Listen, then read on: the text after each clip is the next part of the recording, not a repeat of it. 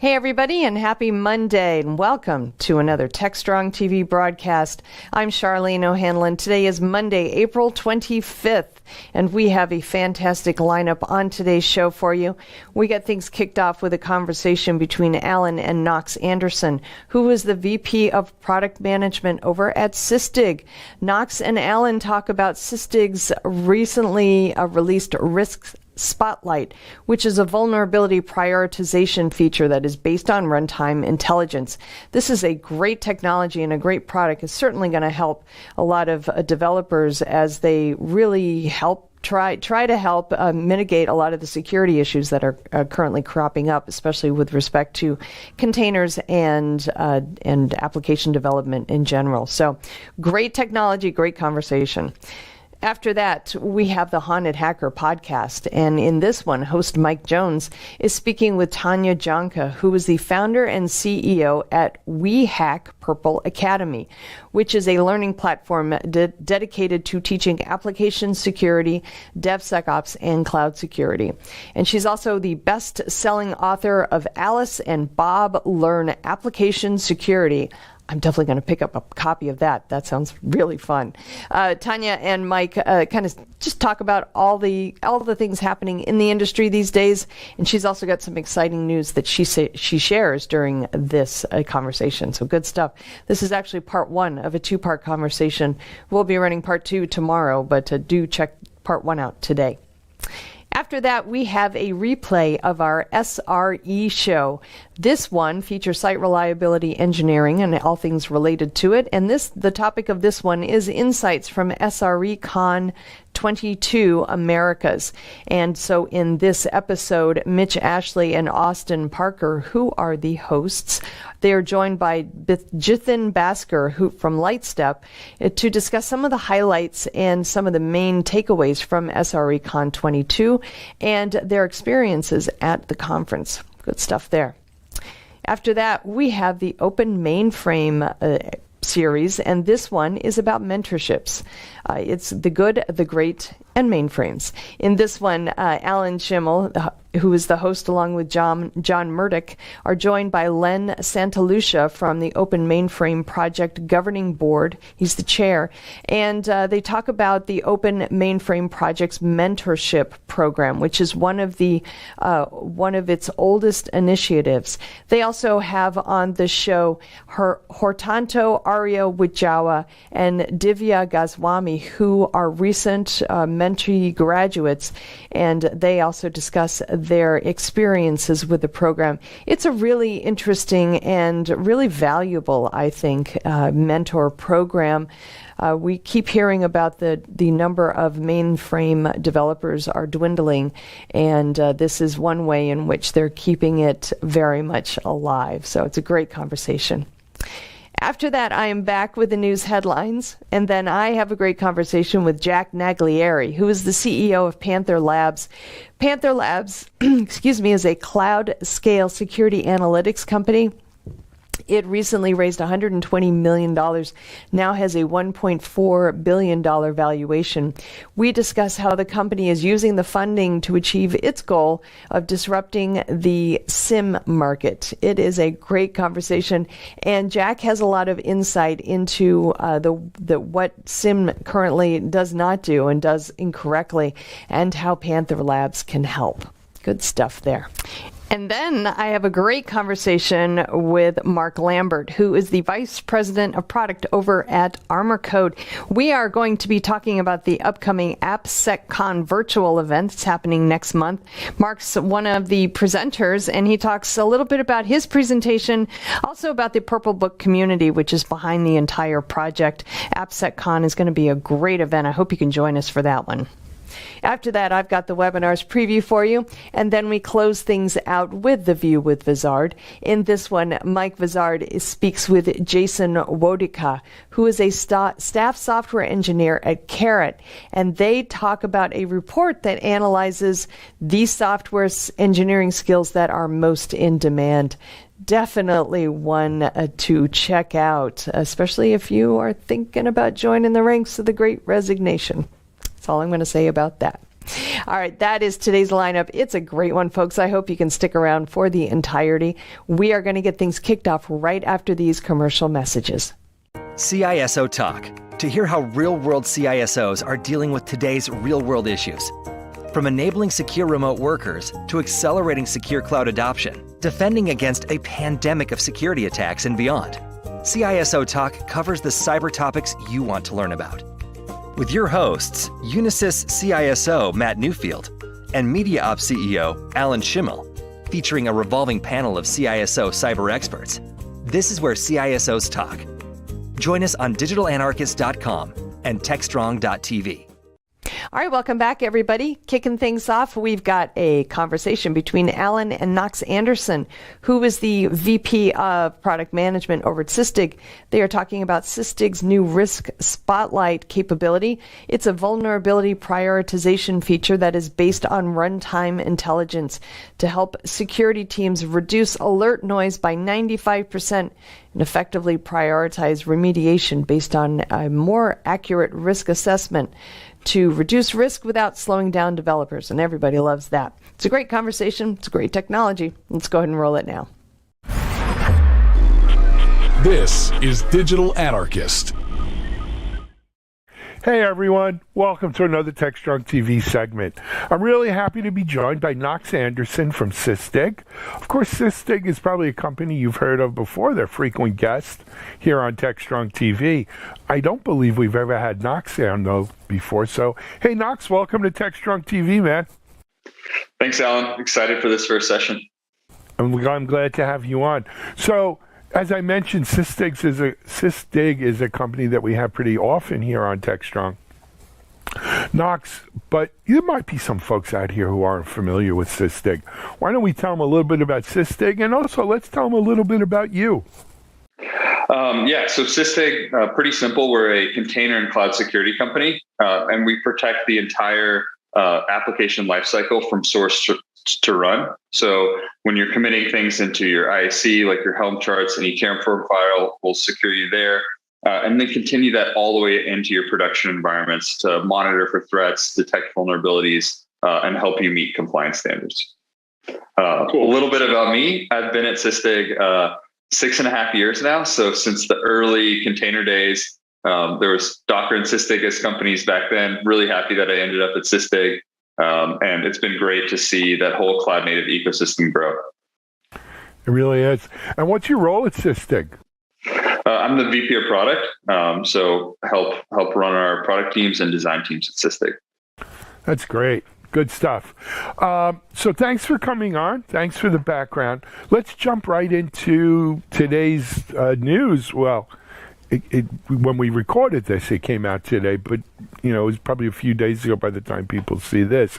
But a big announcement coming from Systig. Share with us. Yeah, so we've come out with our newest version of our vulnerability management engine, and there's a couple workflows in this new engine that are really exciting. The first is this new functionality we have called Risk Spotlight, which helps you understand which packages are actually executed at runtime. So traditionally, you scan an image, you understand which packages it has, and then the vulnerabilities associated with those packages. But understanding where to start and what to fix becomes a huge challenge. Everyone's scanning hundreds of images. Each image has hundreds of vulnerabilities, and pretty soon you're drowning. And so Systig has a really strong background in runtime security. And what we're doing here is taking that runtime security knowledge that we have and shifting it left so that people can prioritize what to fix.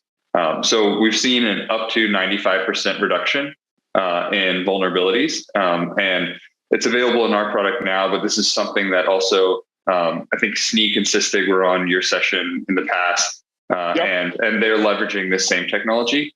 So we're really excited about what it can be for partners, as well as how Systig customers can use this Risk Spotlight information. Sure.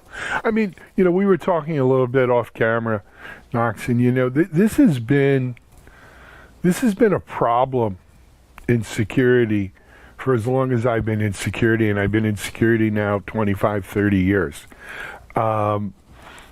I think security people used to think of it sort of as job security, right? I'm from New York, and in New York we have the Verrazano Bridge, right? And the Verrazano Bridge gets painted every year, in case you didn't know. Around New Year's, they start like on the Brooklyn side of the Verrazano Bridge, and right before Christmas, they reach the Staten Island side. And then they take off like Christmas to New Year's, and they start over again. Great job security. It was the same thing with like vulnerabilities and threat data, vulnerability data, where typically you would deliver a telephone book, right? Back when you used to have dot matrix printers, but you would deliver a telephone book of vulnerabilities and say have at it, and it would keep people busy until the next scan when you would deliver the next book. But quite frankly, what a miserable, terrible way of doing security, right? Because you're not prioritizing, you're not getting the biggest bang for the buck, you're not understanding not all threats are created equal, right? And so when you start putting that sort of intelligence in, you get much more efficient. You improve your security posture so much versus just kind of running through. Now, the devil's in the details, though, Knox. Talk to us about how Systig is kind of being smart about, picking the right vulnerabilities and the right actions to take. Yeah, and this is a nice area where we've combined kind of our knowledge in scanning and our knowledge in runtime together. So we understand a SBOM, which is a word you've probably heard a lot recently, of all of the running images that are in your environment. So we have all the packages, all of the file content for any running image. And then our agent also profiles all the system call behavior that we see. So we take those two things that are usually separate domains, like you normally don't have a vuln management solution and an EDR-like solution working together. And we merge that knowledge to let you understand, okay, this process is loading this package is associated with this file, and stitch all of that together. And the end result for a developer is kind of like you said, they're drowning in this huge phone book. Now it's probably PDFs or different links or things like that they have to work with. And the challenge you have with any developer is getting their mind share and their time. They're busy people as well. And so what we're able to do here is say, hey, we know you have 100 vulnerabilities. These are the 3 that your application actually loads and executes these packages in runtime. So it's something you care about. So it's the best bang for your buck to update. And that developer-centric view is something that's really important. And then the second thing I want to call out with developers is a developer doesn't wake up every morning and say, like, what vulnerabilities am I going to fix? They don't care about CVs at all. They care about packages. And so there's a lot of workflows we've also added to make sure you understand like which package has the most vulnerabilities associated with it and what version do you need to upgrade to just make it as easy as possible for a developer to understand what to do. Absolutely. So, Knox, another kind of religious war that I've seen fought in this area is over the capability of automated patching or automated upgrades. Where do you kind of stand on that? Where's Systig on that? Right? Because it's one thing to say, hey, looked at your SBOM, this package is out of date, it has all these vulnerabilities. Either click here to update the package or let me do it for you. What do you think? Yeah. So our belief is to rely on the Git process and things like that. So we'll our approach to remediation in general is to automatically open something like a PR, but we want the user to decide, is this something I'm comfortable with? So do 99% of the work for them, and then they just need to decide yes or no.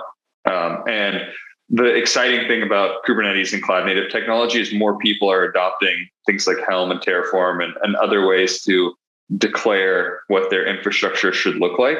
And so it's easier to fix those and to remediate those and to open those PRs. So I'd say I'm kind of in between the two areas of that religious war where we'll automate you 99% of the way, but you need to be the one to press the button. Fair enough. Let's talk about the offering a little bit. It's been productized, if you will. Is this something that's available to all existing Systig customers now? Is there an extra charge? Is it just part of the base? What is it? How's it kind of packaged? Yeah, it's part of the existing offering. No extra charge, and so it's just a newer version of our scanning engine. The other thing that's great as part of this is our average scan speed times are 8 times faster. So if you are an existing customer who's integrated us with Jenkins, that scan step is going to be 8 times faster than it was before. So that's something highly recommend any existing customer to also upgrade to the latest version. Very cool. Very cool. You mentioned also, Knox, the Systig Snyk partnership, and I just want to make sure we're clear with our audience. So there is this existing partnership with Systig and Snyk, and Snyk's a great DevSecOps tool. This technology, this scanning, if you will, is now part of that partnership, or Snyk had a similar kind of thing? I wasn't clear what you said. Yeah, so the runtime data that we use to understand which packages are executed, we also provide that to Snyk as a partner. Okay. And so it's something where we help prioritize vulnerabilities in their product, and then also kind of help give an end-to-end holistic solution between Snyk and Systig. Systig as a company is never going to do something like software composition analysis. And so it's one of those nice better together stories. Yeah, no, absolutely is. All right, I got to hold your feet to the fire a little bit now. You mentioned that, using this can decrease load, by vulnerabilities you got to kind of worry and deal with by up to 95%. And of course, people's mileage may vary. What's like real world averages that people can expect? Yeah, so we've seen anywhere between 60 and 95%. 95% is when you have like a really bloated Debian image or something like that. But if you're using like Alpine or Scratch or something like that, where you have a lot of control over which packages are actually included in that image, somewhere around the 60% reduction is what we're seeing. Excellent. So, look, the floor here is like 60%. So we're cutting it down by more than half, which is, that's huge, right? I mean, yeah. It's huge. That phone book got a lot smaller. That phone book, exactly. A lot less names in the book. Man, I used to get my head beat in because I was the chief strategy officer. So I'd go around to customers and kind of get their feedback and everything. And they used to call it the bad news generator, because it was just that much bad news. Let's talk about something else, Knox, that kind of near and dear to me with my security background. So you got a great tool like this. We're going to tell the developers just what they need to know, right? To appreciably 60% minimum, reduce their workload and what they're having to do in terms of vulnerabilities and remediation. But that doesn't mean that the security team or other parts of the organization don't act on the information that Systig is turning up, right? And this is, look, as the VP of product, I'm sure you deal with this, right? We have one interface or maybe one flow of information for developers to make their jobs better, right? Make it easier for them to do their jobs. But we can't ignore the other players in the ecosystem here. We can't ignore other security events or conditions that need to be addressed. So how does Systig do that? Yeah, we have views for each practitioner. So I'd say a developer deals with an individual image, where a risk professional, someone on the security side, wants to look at their environment as a whole. So if I'm a individual developer, I'm going to see these are the 3 packages in my image that I need to address. If I'm a security professional, I'm going to need to see, okay, let me look at production as a whole, and which teams and which developers do I need to go talk to because they have failing images. So it's more of that macro micro type separation. And then like on the practitioner side, you can really focus on what environment do I need to fix, and those different areas. Absolutely. And you know what? I bring it up because it's important. I think people tend to realize, or not tend to realize, people think, oh, I'm going to throw it over the wall I'm not throw it over the wall. That's a bad word to use in DevOps. I'm going to throw it onto the developer. I'm going to put that straw on the developer's back. And now, you know what? Vulnerabilities and updating packages, that's their problem. Right? I don't think anyone is asking security professionals to abdicate their role and what they do and give up on remediation and scanning of vulnerabilities. Security really is everyone's responsibility, right? There are things that make sense for an individual developer to do, right? Because it's 10 to 100 times more efficient for him to do it then than it is for the security team to do it later, right? But that doesn't abdicate or resolve or absolve anyone's responsibility from security and doing their jobs. And that's true for operations and SRE folk and security and everyone else in the life cycle. Yeah, and you hit it perfectly a couple times here. Like every group just wants to know, like, what can I do? What is the most important thing for me to do? And if you're good at answering that, and you can make sure, because everyone's busy now. I mean, either because of COVID or because of just what's going on with your job or your company's growing, understanding what to do and how to do it as quickly as possible is the most important thing, regardless of what role you're in. Agreed. Hey, man, we're almost out of time. Knox, for people who want to get more information than what we spoke about here, where can they go on Systig? If you just go to systig.com/free trial, that's the easiest place to get started. Or our product pages as well will give you an overview of the offering, the different capabilities, and those types of things. All right. Hey, I think you did great on your first time here on Techstrong TV. We hope to see you back again soon. Awesome. Looking forward to it. All right. Knox Anderson, VP Product, Systig.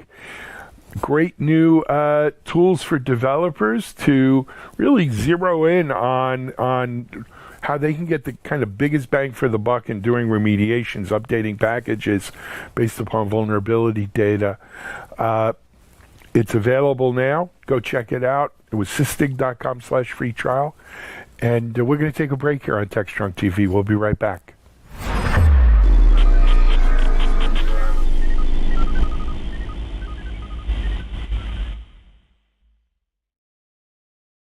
SecurityBoulevard.com is the leading resource for news, analysis, and education on challenges facing the cybersecurity industry.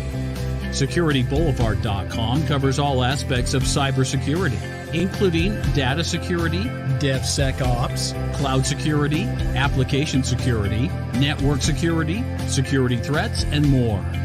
SecurityBoulevard.com has the largest selection of security content, featuring breaking news, blog posts, podcasts, and more. Visit www.securityboulevard.com to learn more. SecurityBoulevard.com, home of Security Bloggers Network. And we are back. Next up, we've got the Haunted Hacker Podcast. This is part one of a two-part conversation that host Mike Jones has with Tanya Jonka, who is the founder and CEO at WeHack Purple Academy. Purple Academy, WeHack Purple, is a learning platform that is dedicated to teaching application security, DevSecOps, and cloud security, which is certainly well within the purview of our audience. She's also the best-selling author of Alice and Bob Learn Application Security. She's also got some really great news that she announces on the Haunted Hacker Podcast, and so they talk about that and so many other things related to cybersecurity. As always, it is a fascinating conversation, so let's go ahead and roll it now.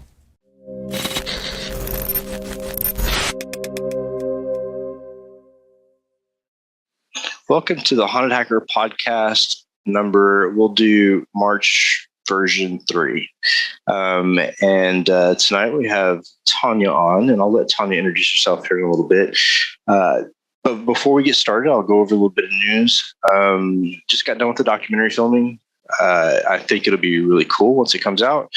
I can't really say what the title is or who it's for yet until post-production and they make the announcement. But it's really exciting. Also, I'll be speaking in Washington, D.C. in April for Techstrong and doing a workshop on hacking mobile phones. So if you want to learn how to hack mobile phones, make sure you go to DC and join. So with that, without further ado, Tanya, it's a pleasure finally getting you on the show. Thank you for having me on the show. I'm glad this could work out. Absolutely. So tell us a little bit about yourself. So I know your background, and We Hack Purple is amazing. Neural Legion. Tell us a little bit about what you do and how you got into cyber. So I used to be a software developer. So I started coding when I was a teenager, and both my aunts and most of my uncles are all computer scientists. So when I announced I want to go to computer science school, no one was surprised. And so I was a software developer a really long time. And then I met a guy in a band, and I was in a band, and we both played musical instruments. And so obviously our bands should play together, but he was also a pen tester. And he worked at my office, and he said, you'd be a really good pen tester. And I was like, are you kidding? I'm the king of IT. I write software. This is the best possible IT job a person could have. And he kept just kind of bugging me about it for a year and a half. And then one day he's like, listen, I said I was never going to mentor anyone ever again, but you're just too awesome. Okay, that's it. Let's do it. And I was like, well, okay, this sounds fun. I'm curious.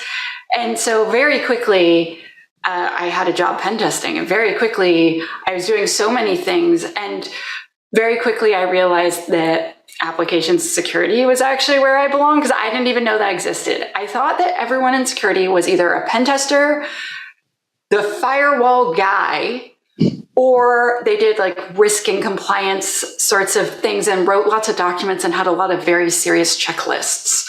And I was like, I don't fit into any of those three categories, right? And then it's like, oh, there's actually one where you just hang out with software developers all day. I'm like, oh yeah, that's the one for me. That's pretty awesome. AppSec is really big. I got my first exposure to AppSec when I met Arsenic, Robert Hansen, and Jeremiah Grossman when they were with White Hat. And that was my first exposure to real AppSec and code scrubbing and code development. So once you got into pen testing, how did you navigate through that, and what kept you from wanting to go to the network side and to the actual, like red teaming and stuff like that? Well, basically, so I actually at first ended up accidentally becoming a CISO, which sounds confusing. But basically, I joined the security team at the place I already worked. So I had been leading a dev team. We'd completed this giant project.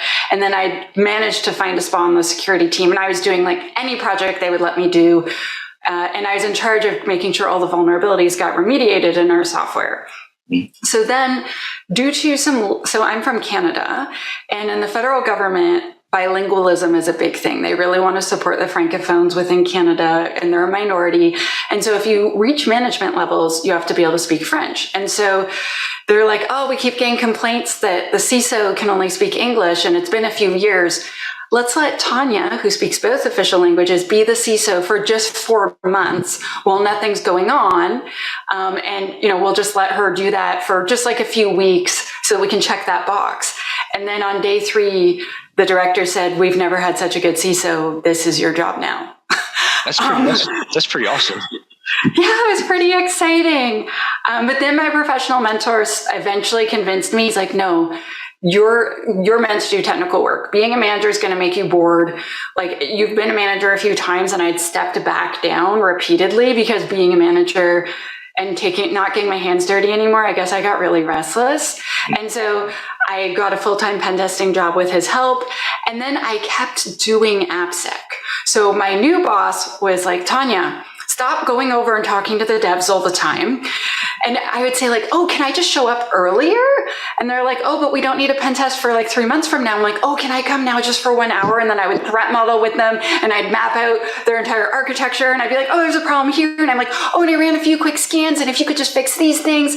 And so I kept doing that thing called shifting left, so starting security earlier in the system development lifecycle, just naturally I was like, oh my gosh, don't wait till the end. Let me help you now. And my manager was getting so frustrated with me. He's like, Tanya, our job is to come in at the end and tell them how wrong they are. What are you doing? And he would say I was cheating because I would tell the devs as I was testing, and then they would push fixes, and then I would retest those. And he's like, what are you doing? And then I got offered a full-time AppSec job, and I said yes. But see, that's so awesome, though, because I think the traditional way of pen testing is completely wrong. And, I really hate going into a company and hearing people say, well, I hate when people throw the bathwater at me or say that my baby's ugly and they give me an F and then they walk away. And that's not what we're there for. We're there to help them achieve a certain level of security. It's like a partnership. But there are companies out there who just want to slash on the paper and just be done with it. And I really hate that. I actually ran into a CISO or CTO at a conference this past week in Pennsylvania for the Department of Education. And he said, I don't believe in pen tests anymore. I haven't done one in 5 years because all I do is get reports to say that everything is great. And I was like, well, let's talk about these pen tests. Let's get a better idea of what's happening. And it turns out that, the companies he had hired weren't necessarily giving him real pen tests. It was more like a vulnerability scan, and it was just checking a box and walking off. And I think that's the biggest issue with our industry in general. Is there's so many fly-by-night type companies that pop up, and they just want to check a box and grab the cash and run. So I like to do things a little different too. I like to be able to help them achieve a certain level and help them get there with their help and my help together, sort of like a trusted advisor type role. So it sounds to me like that's exactly what you're doing. Yes. And that's really awesome. I think also maybe because I came from the software development phase, and then, so I don't know if you've ever been an employee and then been a consultant, but as an employee, it's like, I own this house, I live in it. And if I'm going to do a renovation, I'm going to do the absolute best job using the best tools and everything. But if you're a consultant, it's like, you asked me to install a door. I installed a very good door. The fact that everything around the door is broken and your windows are broken and all these other things, I'm not going to look there because that's not what you asked me to do. But when you're an employee, you're like, oh no, this window is broken, I'm going to do this, and you end up, that's why you're full time, right? And I felt it was really difficult to walk away when it was done. And my boss, for obvious reasons, got frustrated with me. She's like, Tanya. Yeah, I was always that guy that would show up early and do scans on the network, probably that weren't authorized, and find all the vulnerabilities and go, wait a minute, we can't do this. And then everybody would be in a tizzy. But what I found is like you said, spending time with the other groups. And traditionally, like security, when people heard the word security, then it was like automatically they hear the Star Wars Imperial March in the background. They don't want to deal with security as the bad guys. But I found that like spending time, like you said, with these different groups of people and different business lines actually created that bond that was needed to bring security into the picture and made it a lot easier. Is that what you found? Like, spending time with them, it made that approach a lot easier? Yes. I also find that if you take the attitude of, okay, so I'm here to help you do your job better, right? So I'm going to help you by giving you some guidance, or I'm going to help you by like showing you how to use a tool or whatever the thing is. And when it was more like, I'm here to coach you to the finish line so that you're awesome, versus I'm coming in at the end and telling you all the mistakes you made when I wasn't there to help you the whole way through. I remember someone telling me once, so the software developers had written us and they're like, listen, we're gonna design one of these for the first time, whatever the thing was. And he's like, can I have some guidance? And the risk analyst person said, are you kidding? That's cheating. And they were very convinced at that one place that I worked that it was their job to like a teacher to mark all the things that were wrong. I'm like, yeah, but a teacher shows them the way and then verifies at the end if they learned it or not. Of course we're going to show them. And they're like, you're wasting, quote unquote, wasting all this time. I'm like, no, I assure you I'm not, because they're not going to have to re-architect the app later because we found all these flaws at the beginning. And it took a while to kind of change the culture as I continued there. And then I left, and they're like, why are you leaving? I'm like, because none of you want to do security right. Right. And like a bunch of the people were very excited, but a bunch of the managers kept stopping us. And I was like, I don't have time to work for people that aren't passionate. I'm sorry, I got to go. Yeah. And you have to be picky sometimes. There's been a couple times in my career where I knew it just was not going to be a good fit. And not because it wasn't a great organization, but more because that my thoughts on security didn't necessarily align with their thoughts. And I think that's really important for people to pick and choose. It's important to interview a company as you're being interviewed too, I think. Oh, yes. Yeah, that's actually why I ended up joining Microsoft. I had a lot of people say, I thought you would do some sort of open source thing or all these other things. And I'm like, they are so serious about security. They are so serious. I'm going to get to learn like bleeding edge things.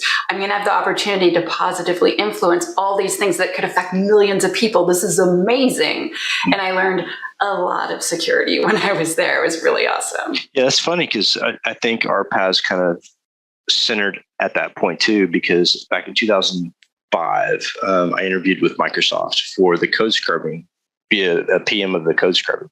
And I thought it was really cool. Unfortunately, my career at that time wasn't aligned for that shift, but it was a really interesting organization. And I still have friends that work there. And I think that, what they do is pretty amazing as far as like the life cycle of security within the development chain. I think it's really awesome. So tell me about We Hack Purple and the idea behind We Hack Purple. So when I left Microsoft, it was to start a startup with a friend. And because of the way, so like when you work for a giant company like that, they own your ideas. So we couldn't start development until I had formally resigned, right? But we'd talked a lot and we felt pretty sure. And so I quit, and then we started doing stuff. And within 9 weeks, it's like, we're going to murder each other.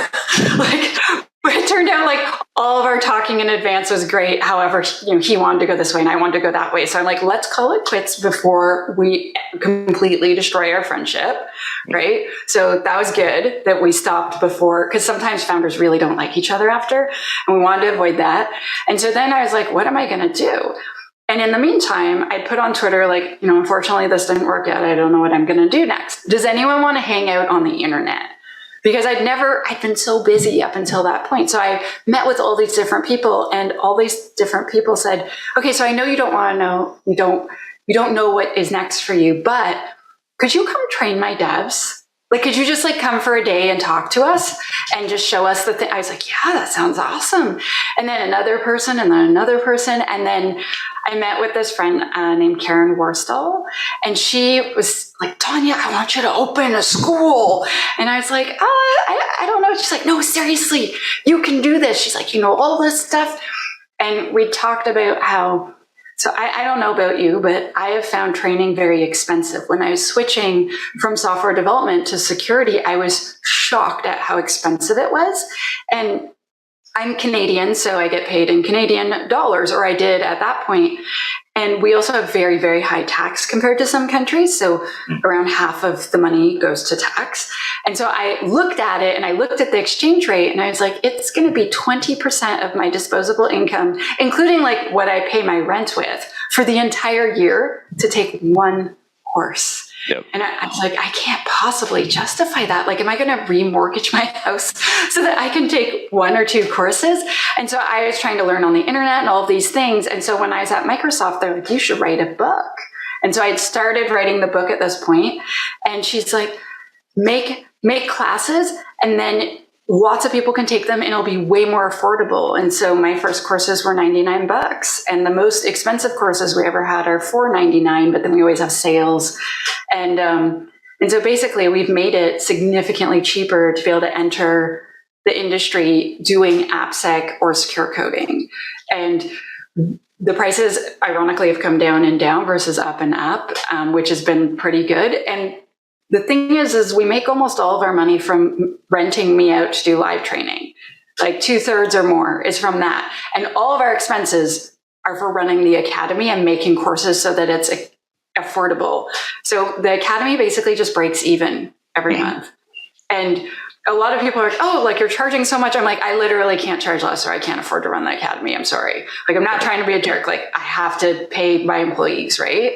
Right. But it's shocking to me, one, that my courses can be that cheap and companies are like, I don't care. I'll pay 10 times that for you to come in person, because people will sit their butts down. They'll listen. We can ask you super confidential questions. Like, we have this like 2-day thing where I like build their whole AppSec program with them for their company, right? And so it's pretty different. But the fact that I've been able to like put tons of people through our program, and like at first, until basically like November of last year or December of last year, I had a staff member that would work with them to find them jobs. And then there were just so many, but we had something like a 99% rate of them finding an AppSec job in the first 90 days. Wow, that's fantastic. Yeah, that's really awesome. exciting.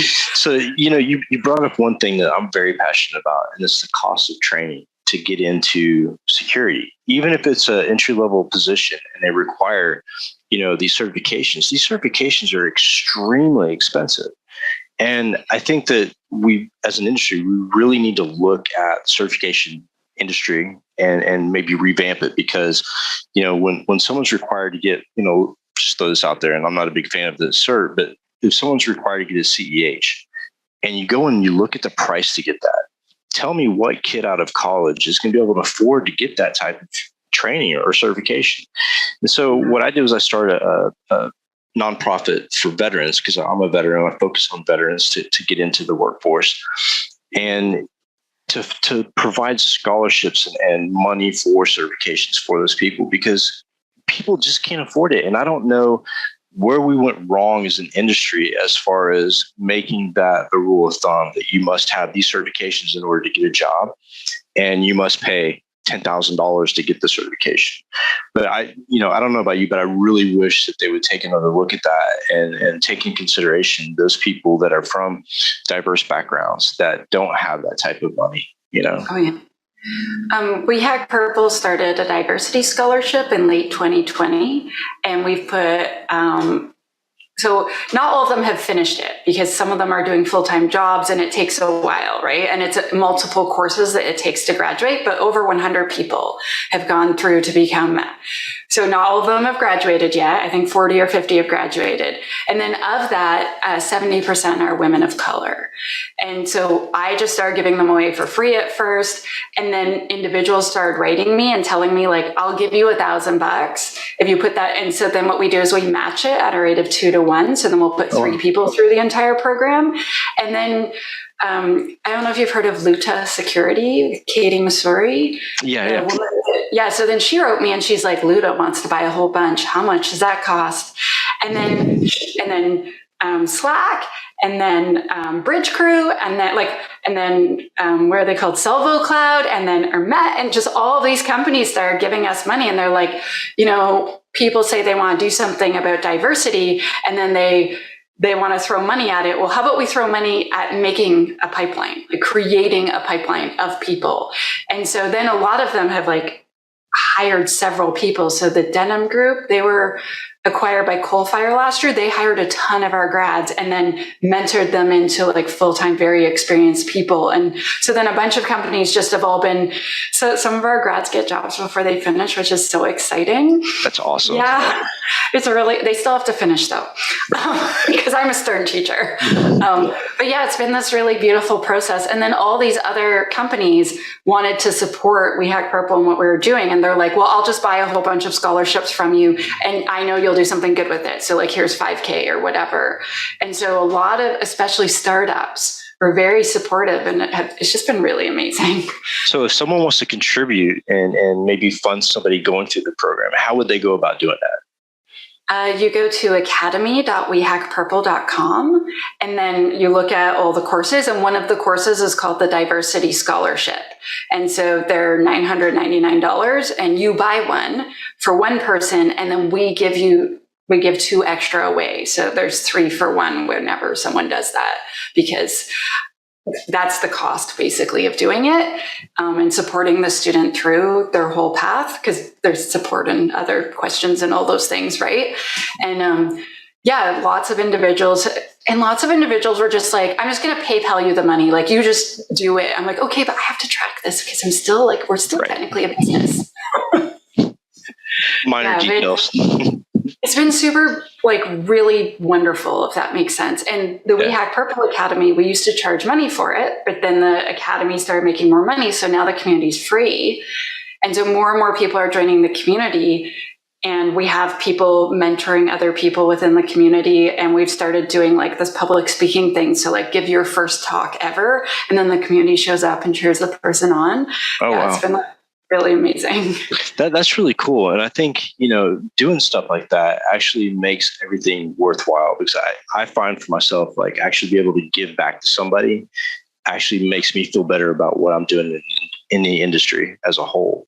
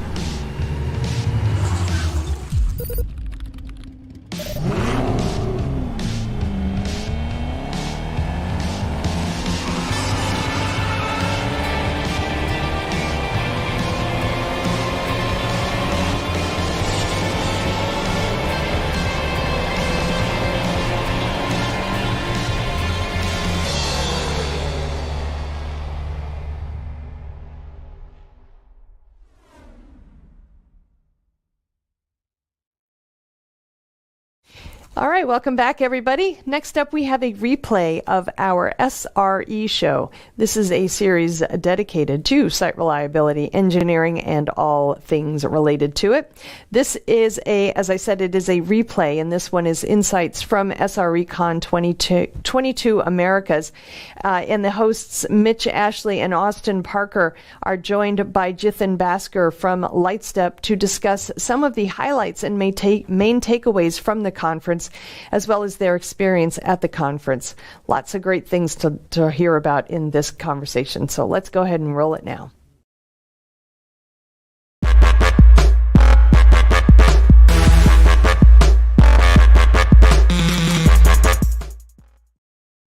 Hi, and welcome to another episode of the SRE Show. My name is Mitch Ashley. I'm co-host with my host, Austin Parker.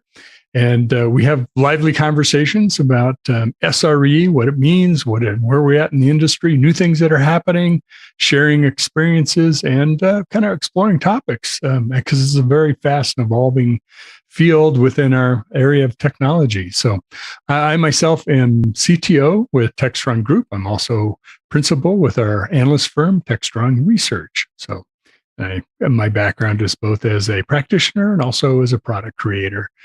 Over a little bit of time. We're not going to talk about how long, but that's a whole nother topic. Austin, man, how you doing? It's good to see you. It's great to see you too. I'm doing pretty good. It's spring has sprung, and you can start to feel everyone kind of shaking off the winter and getting back out there into the world. It's really great. I know. I'm starting to have to figure out, well, what clothes do I wear when I leave the house? Because I know. That's funny. How I travel really goes to the topic of the show today. It is. Segue. Well, before we go there, let's introduce our other guest. Yes. Jithan, if you would introduce yourself. Thank you, Mitch and Austin. Really excited to be here. I am the head of Lightstep Incident Response product. Got a privilege to be able to attend the Srecon recently. Really excited to share some of the learnings out of it as we speak more. Great. And I'll try to say Jithan instead of Jithan. Sorry about that. I knew I would mess that up.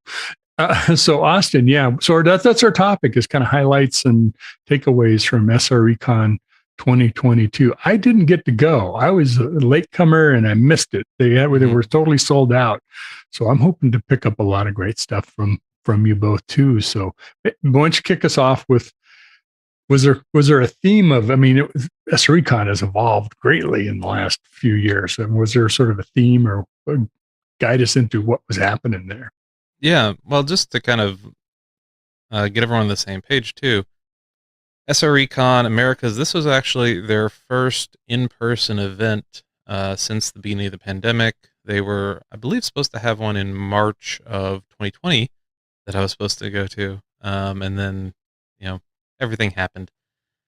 But it was held in San Francisco, right down by the water, across the Embarcadero. So, beautiful venue. And I would say there was about 500 total people there in person, which not huge, not the biggest in-person attendance, but it is, people are still coming out of the shell. I think there's still a lot of, understandable anxiety about COVID, certainly from a corporate standpoint with people's travel and, sending people off around the world to go listen or talk.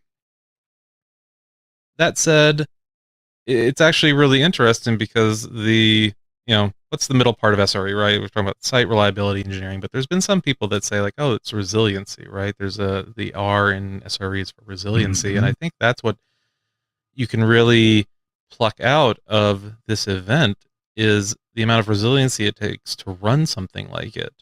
The amount of precautions for health and safety, the amount of, logistics that have to happen to get everyone there. And I think that theme of resiliency really went through all the talks that I had a chance to see. And just in terms of like conversations, that's what I really got out of it is that this is beyond, the actual discipline of SRE and beyond kind of the keeping things up and running and understanding what's going on with your system.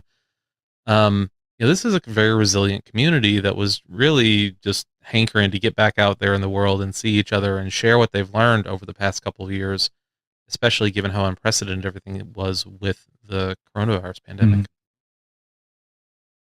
But then how about you? Jump right in. Well, this is we don't call on each other. We just, we talk, give each other space and then we talk. Talk over me. I'm learning that. So that's great. Yeah, I think just adding on to what Austin is saying, even though it was just 500, not as large as some of the, past SRE conferences were, but the amount of conversation I had with so much of relevancy into the topics, what we were really looking to learn for was super impressive. Example, a conference I went to prior to this was AWS reInvent, and you had a lot of people, right? But it was difficult to get real attention into the real topics of what just Austin said about resiliency, reliability. How do you continue to mature your practice, your organizational structures, and in general, how do we come together and learn from each other? It was great, even though the number was 500. But the relevancy of the conversation was immensely helpful and impressive as well. Yeah, reInvent was another like mass people, even though it wasn't as big as past events. I'm curious about, you could talk about resiliency, both as applications and making our infrastructure and applications more resilient. And we could talk, and it's also something that's evolved in the SRE community as kind of bubbling up, maybe even above reliability. Do you think it's because of the applications kind of thinking about how to be more resilient, or are we thinking about resiliency as it's a site or system reliability thing that we need to focus on, or are they one and the same? It's a really good question. I think one thing that kind of came through in a lot of the talks, there's a couple of really ones I want to call out.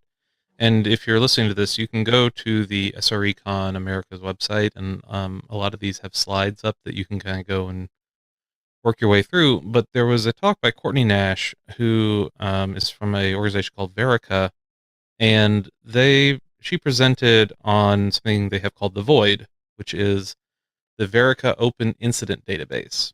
And it's a big, publicly searchable database of software incidents, for big public systems. What I think is interesting is, one thing, and maybe this is something that's kind of come out of the last, certainly 2-3 years, but really more than that, is this idea that we need to be, it's very easy to get caught up in talking about success, but you don't necessarily learn from success, you learn from failure. And the more that we as a community of practitioners and as a community of people that really care deeply about system reliability and about system resiliency, the thing we can do to actually get better is be more open about what went wrong. And I think that's what's interesting about the void, right? Is that it's really normalizing the idea of like, oh, let's take all this stuff and let's actually, put it out there into the world, right? And learn from it rather than kind of keeping it under our hat, so to speak. That's something that's been missing, I feel like, especially, that was one of the things that I feel was really missing, kind of the weird, everyone's online, virtual situation of the past couple of years, is people don't feel comfortable talking about failure online. They don't feel comfortable, like, necessarily writing it out in a Slack with a bunch of other people. They don't publish it out to the world. But if you get people and kind of, get them in close and have a conversation, then they're much more comfortable talking about it, sitting around over a lunch table. So this idea that we can, I think this is actually maybe a failure of resiliency, is that we've figured out, like, we need to share, what went wrong, and we need to share that more widely so that everyone else can learn from it, and we need to publish this sort of thing. But we haven't really figured out, like, how to get comfortable doing that in a virtual space. And you really noticed it by the difference between, like, the conversations that we would have at a in-person event like this and in a virtual one before. Yeah, that is such a great, I would say, insight, Austin, you just shared. I got an opportunity to ask charity majors a question during one of our, happy hour event kind of a show. I asked her, what is that one thing which she would like to see in an incident response kind of a product? She thought about it for, I would say, for a bit, and responded saying that a system which can be the repository of all the tribal knowledge and information of the people within the company who've gone through some of these incidents and issues in the past. And here is an interesting fact. I started my career 20 years back as an on-call engineer or a systems engineer. Every time I got into an alert or an issue, we used to carry those good old world pagers. It is nerve-wracking because I don't know what's coming, really.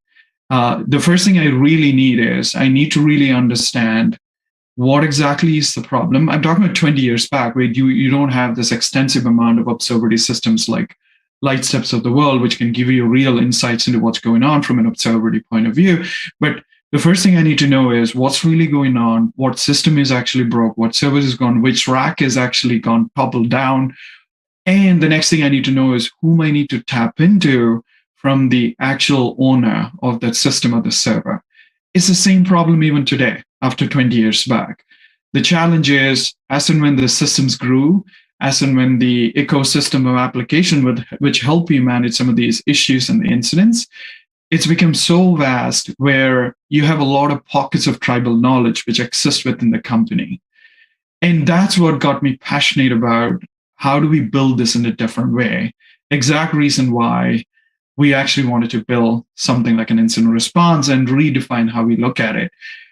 Answer from Charity Major was a big inspiration for me in terms of it's not just about bringing the systems, but it's also about bringing the people and the knowledge together, and how do we make it in a seamless way.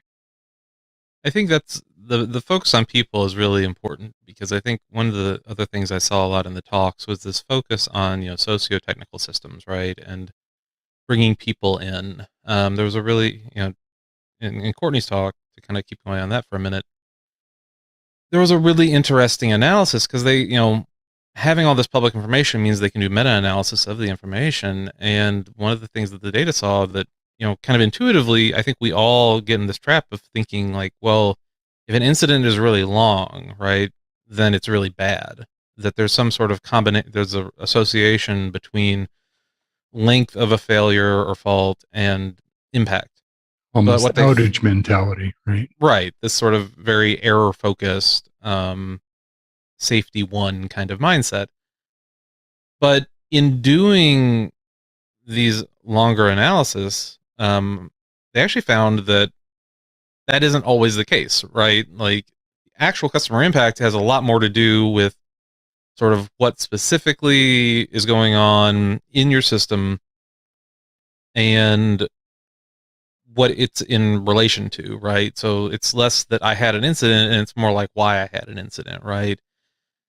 So this focus, kind of the point that led to is focusing on duration, focusing on mean time to resolution, things like that were actually not the best way to orient your thinking around incidents, because you optimize for what you measure, right? So if you're measuring MTTR, if you're measuring handle time or how long something goes on, then that has this maybe even invisible impact on what you measure, how you're measuring it, what you're dashboarding, what you're not dashboarding, right? And the processes and the team that you're building to resolve those incidents or respond to those incidents are also built around this idea.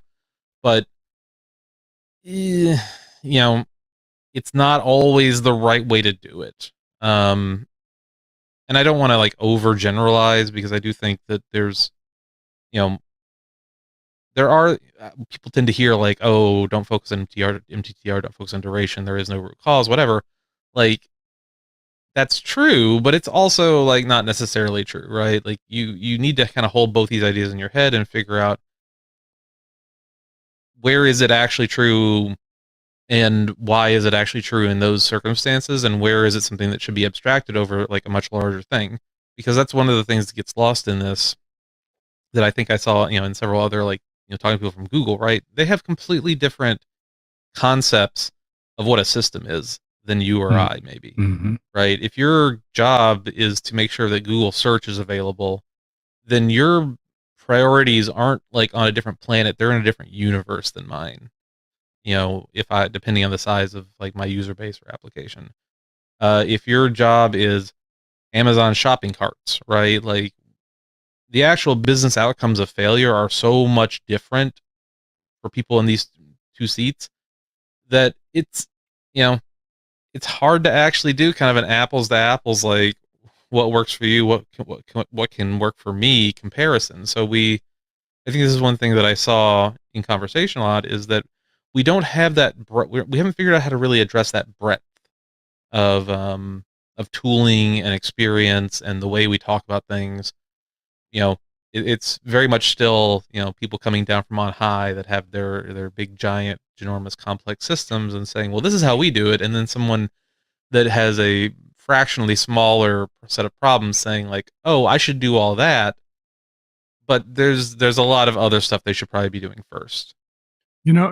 It strikes me as well, one, we have a lot of unlearning to do. I mean, how uptime and 5.9s and all of that is a very sort of quality metrics focused, error metrics focused. And I think what you're highlighting is that systems aren't big monoliths anymore. They're not, just service-oriented architecture broken up into pieces. They are, tiny dots on Rubik's cubes that are being reassembled all the time in different ways. And so it's a much different environment to do this in. And it seems to me we still have a lot of work just to understand how to do things in a resilient way, whether it's in an operationally resilient or software resilient way, because it isn't up or down, right? It may be there are some things happening within Google Search that we need to take care of, but Google Search is still working in some form or another all over the world, or most of the world, right? Or our application, our financial application, it isn't up or down, right?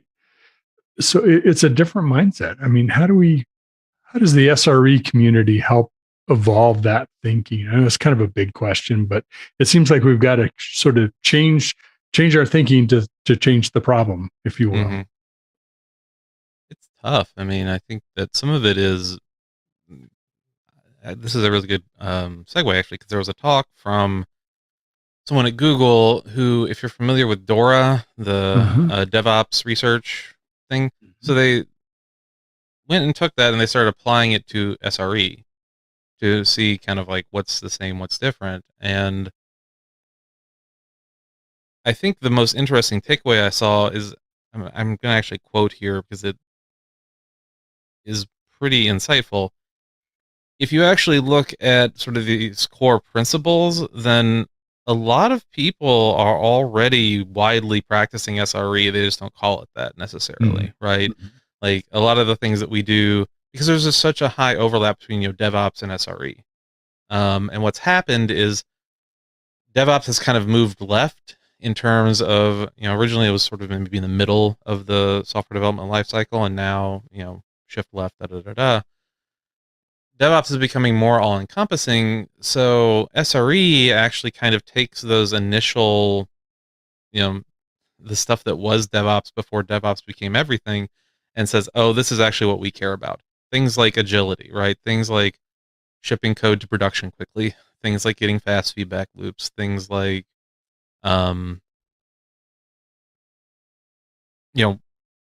accountability and really good, retrospective practices and stuff like that, right? The things that DevOps was originally about, like SRE is kind of carrying those forward. Those responsibilities have moved in some way. Mm-hmm.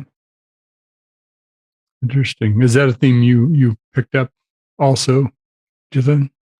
Yeah, quite often. I think it's interesting that we are maturing into more of a resiliency conversation versus reliability, which is very important from systems and point of view. But I think Austin wrote a really nice blog article recently which talked about it's inevitable that things will break. And as things break, how do we make sure that not just the systems are resilient, but also people are resilient to be able to take action on it? So one interesting aspect I also noticed, and maybe because of the after effects of the pandemic and how people have really been at home, work from home, and how burned out they are. But I also sense this need to recognize the people aspect, which is attached with the resilient systems. And interestingly, one of the mission statement we have for ourselves is how do we build resilient systems and happy teams, right? And to make it really real in terms of what I'm talking about, it's about how do we also look at things like as and when you have the things will break, which is inevitable. As and when things break, you may have teams on call for an extended amount of period or time or days. And how do we bring in some of the data forward as a part of getting more visibility into how teams are really working? Because talent is one of the precious things we have across the companies. And like take an example of Google. I was talking to someone from Google recently. They've introduced a new system of incentivizing people who are actually on call above and beyond their normal hours and the jobs which they do, right? Which I believe I see a transformation happening in the industry where everybody spoke about 5 nines and 4 nines and 3 nines. Now, how do we also look at the people element attached to it, which is another fundamental thing I've heard quite a bit as and when in different conversations with the people around, as and when I spoke to them. And another insight I also gathered, one of the most high demand features, which I've heard often from the people, apart from everything like on-call, monitoring, observability, integration with common tools like Slack and MS Teams and all of it. But I also heard a lot about postmortem as a concept, right? How do we make sure that, as and when there is an incident, they have the ability to go back and take a look at some of the historical patterns of the incident which happened, and how can then we learn out of it? Or there is a systematic way for people to really capture insights and make it available for the rest of the organization so that they are paying forward as a SME or to the people who may come after them or who are now going to be on call. It could be the next month, it could be the next day, or it could be the next hour, right? And I see that evolution really happening, the importance of postmortem, and one of the most asked feature in terms of a product per se. So what I want to close it off by saying is that the I see the evolution of moving from 5.9 reliability or a 4.9 reliability to talk a lot about resiliency, not just about from a system point of view, but even from a people who are really running the show at the background.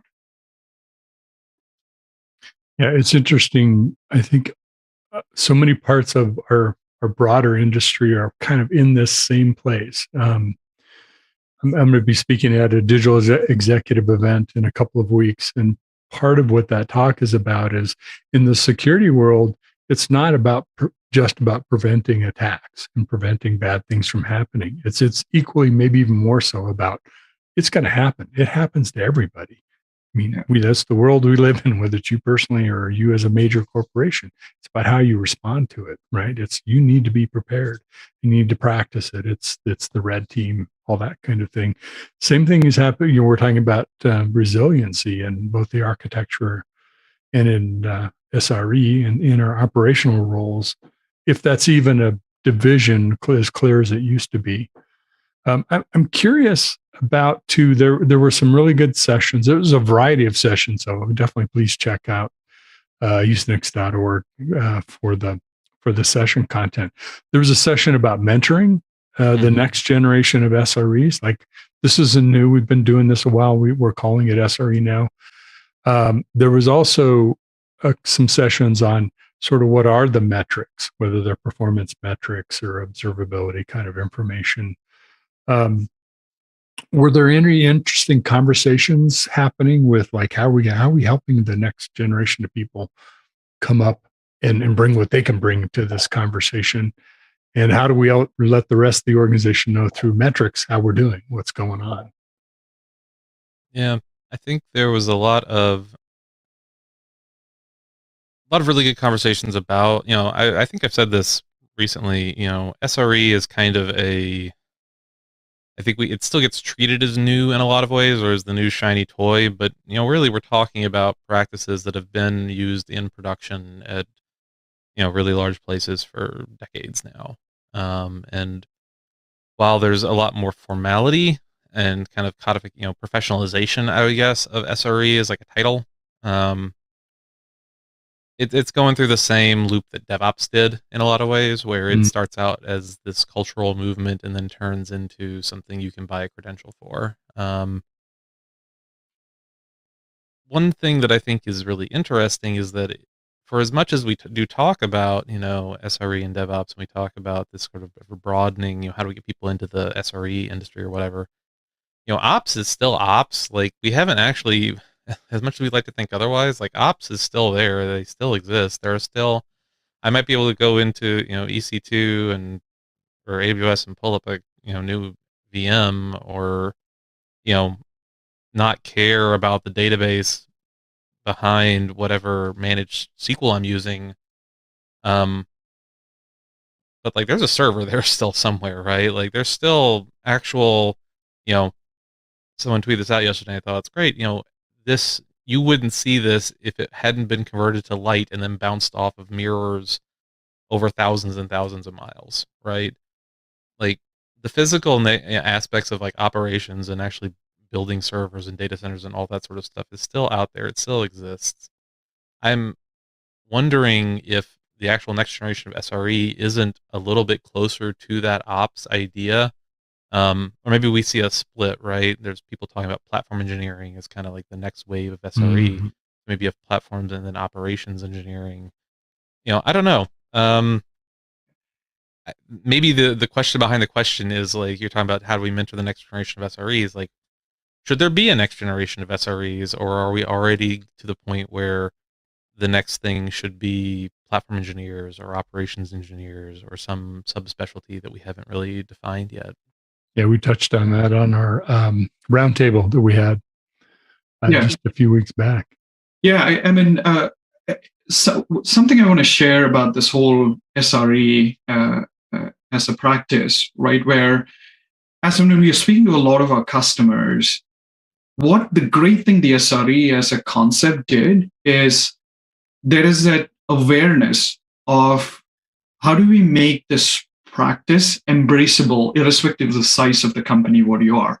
Like some of the customers we speak to, like a smaller early growth or, that I would say post-revenue kind of a startup, which we are working with, they all want to embrace the culture of SRE, but what embracing that culture, what's helping them now do is they are having the dev teams really own SRE as a culture, but even though they may not have SRE as a title at the moment, or there's no named person as an SRE within the team, but that practice of SRE, every dev now build and also owns it and maintains the application too, which is what the great thing, the SRE as the whole, the Google Book of SRE, everything we, talk to the customers, sometimes some of them cannot afford to have a team of SRE of their own, but that concept and a practice, I see a lot of these companies are embracing. Like you build it, you maintain it, you own it, right? From an overall, I would say, a dev practice point of view. I don't know what to call it, whether it's a DevOps practice or an SRE practice taking on a bigger form as a culture, or it's a platform engineering, whatever we want to call it. But we see that wave really happening as we speak to a lot of customers of ours in the market. I wonder also if there's actually going to be a split between, maybe not a split, but as kind of people get, I think that's a lot of this gets tied up in like the Great Resignation, right? And this idea that kind of post-pandemic, there's been a wave of labor liquidity, shall we say, and people, changing jobs and people like kind of redefining what work is. I mean, personally, I know a lot of colleagues that like just left the industry, right? They said life's too short to like be touching computers all day. And so they went off to become alpaca farmers or something, which is a luxury that not everyone gets. I understand that. But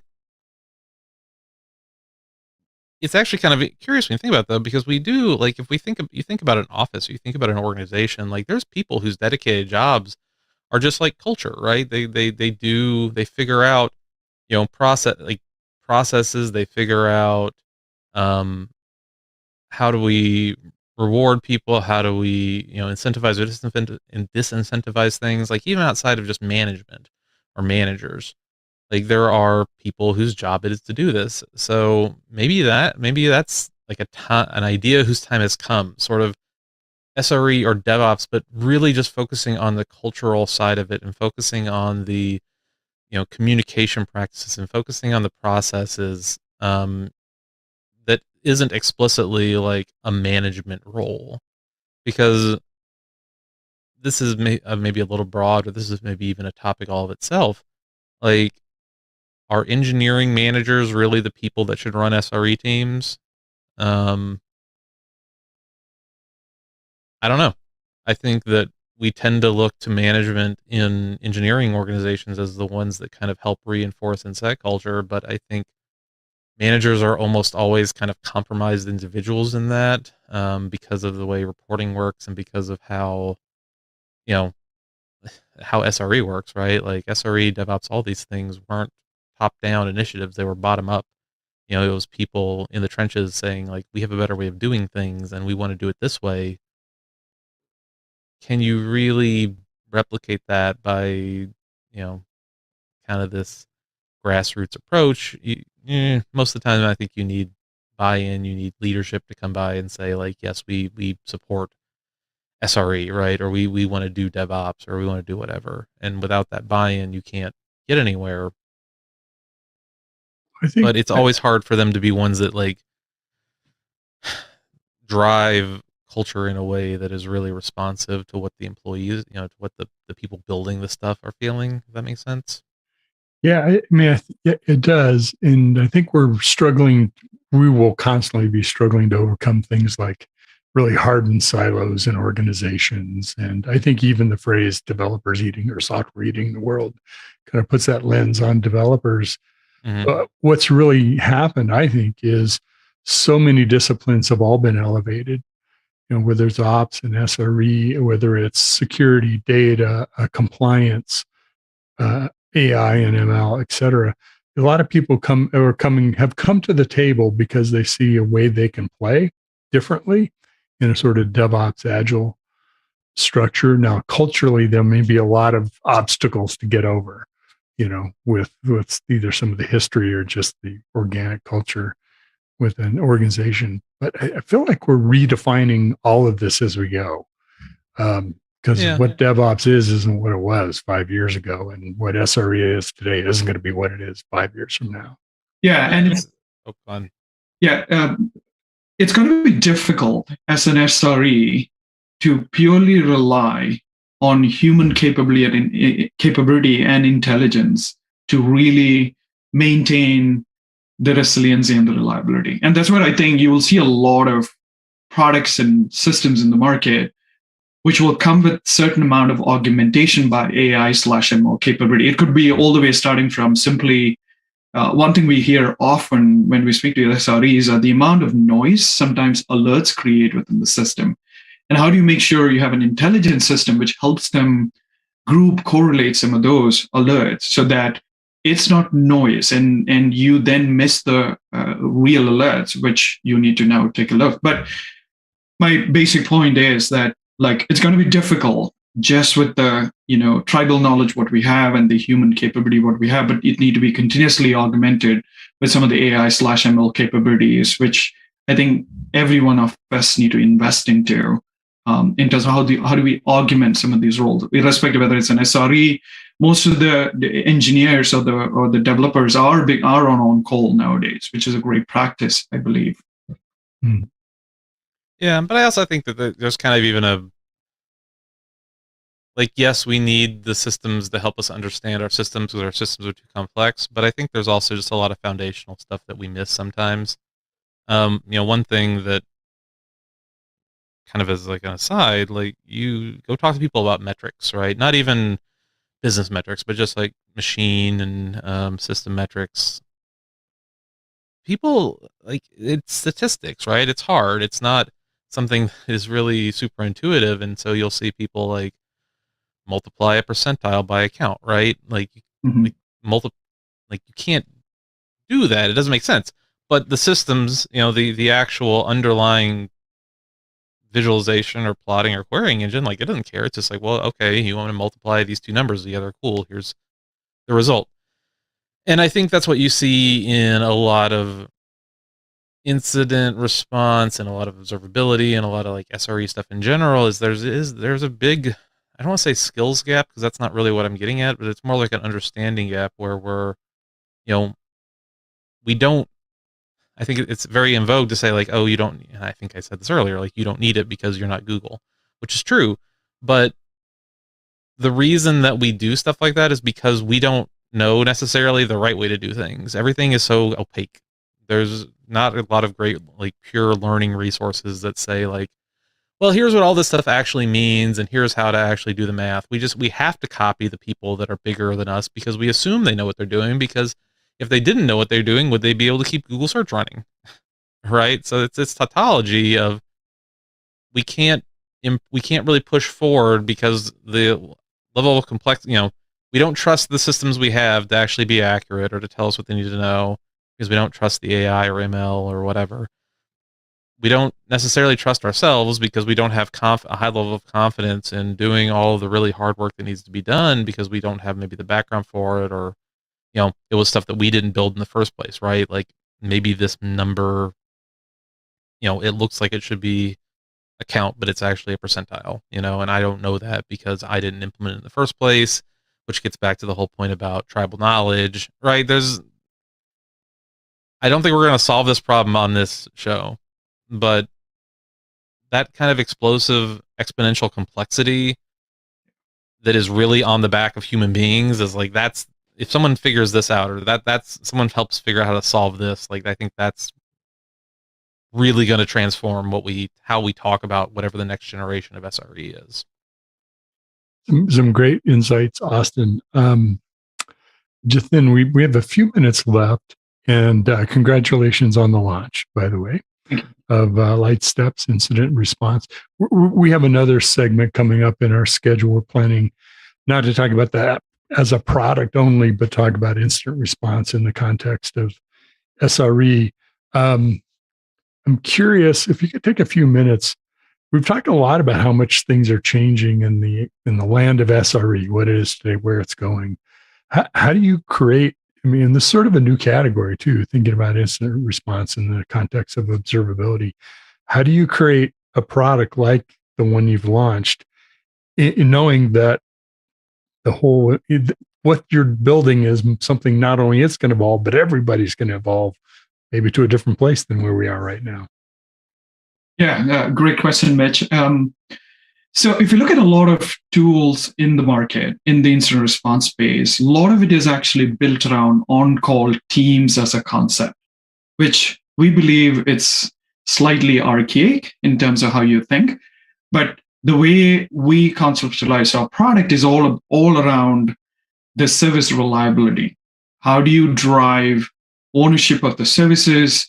How do you drive the reliability of the services? And that's how our product is all built around. It's all about how you manage, maintain the health of the services fundamentally, right? The second aspect of it is, the way we ideated our platform is there are certain jobs to be done for an SRE, primarily, or the on-call teams, which are primarily responsible for application services systems, right? How do we deliver that all-in-one platform, which can help them do the job so they don't have to swivel chair, like all the way from on-call to intelligent alert grouping to postmortems to, I would say, you can think about all the key components which need to come together. Like example, how do we make it super easy for them to integrate in the ecosystem of tools which they have? Example with integrating with some of the top monitoring tools which we have in the market. And how do we make it super easy for them to be able to kind of bring all that together and have that single screen view about incidents and alert? On an average, every customer we speak to, they have at least 4 to 5 different places which they get alerted into. Now, they are doing whack-a-mole at the moment, right? Some companies we spoke to, they get 30,000 alerts in a month. How do you expect that team of 50 to figure out what alert is more important? And that's where we believe this evolution, one is you need to think through the construct of the service and the health. The second one, you need to augment all the systems with immense amount of intelligence from AI/ML capabilities. And that's where we have embraced a lot of our capabilities from ServiceNow. That's where our product is built on from a platform point of view. We have embraced a lot of those capabilities from ML point of view to be able to embed into the product so that it's a much more intelligent system. Not just from making sure you get the right alerts, but also be able to then capture what went wrong. How do you now preserve that knowledge within the system through things like a postmortem in future? So I would say we have thought through the system in a very, very different way versus a classic on-call based incident response model. Austin, would you add something more? Okay. We have a few minutes left. So yeah, dive into this more. Yeah, I think it's honestly, I think the best way to kind of see it is to go up and sign up for it and try it out yourself. I do think it does some really interesting stuff.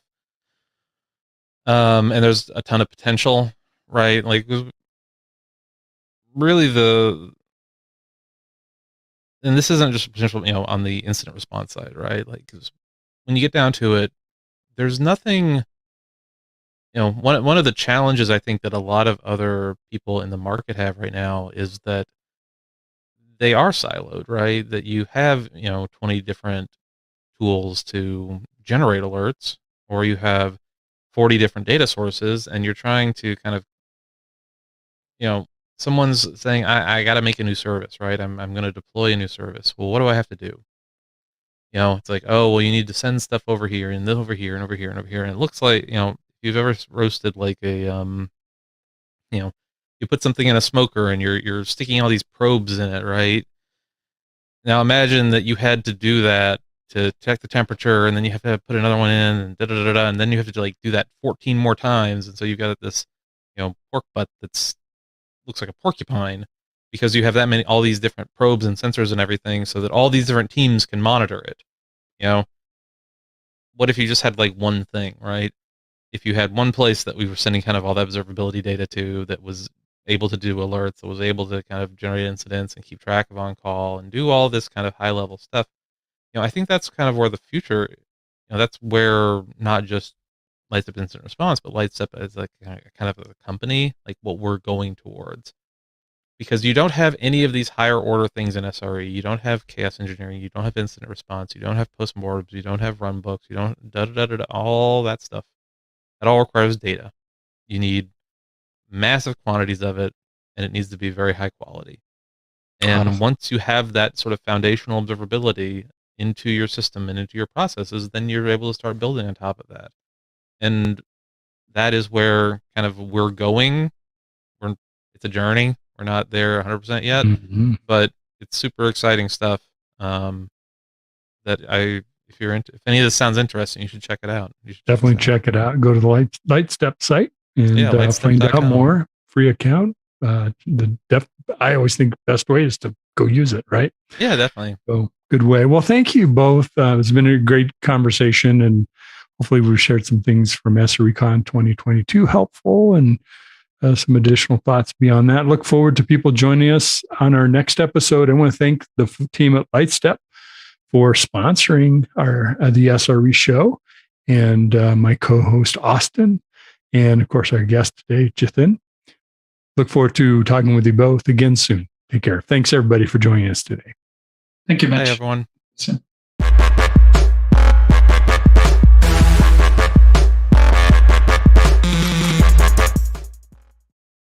All right, welcome back, everybody. Next up, we've got the Open Mainframe series. This is a conversation between Alan Schimmel and John Murdoch, who are the hosts, and they are joined by Len Santalucia from the Open Mainframe Project Governing Board. He's the chairman, and they talk about the Open Mainframe Project's mentorship program, which is one of its oldest initiatives, and it is so very relevant even today. We keep hearing about the number of developers for mainframes that are leaving the ranks, and so this is one way that the Open Mainframe project is helping keep the technology expertise flow moving, I guess. During the series, they're also joined by Hortanto Ario Wijawa and Divya Gowami, who are graduates of the Mentee program. They talk about their experiences with it as well. Definitely worthwhile. This entire conversation is definitely worth checking out. And the Open Mainframe Project is doing a very good deed for the industry by having this mentorship program. So let's go ahead and roll it now.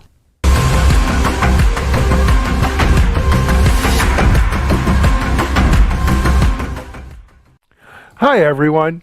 Welcome again to our Open Mainframe video series.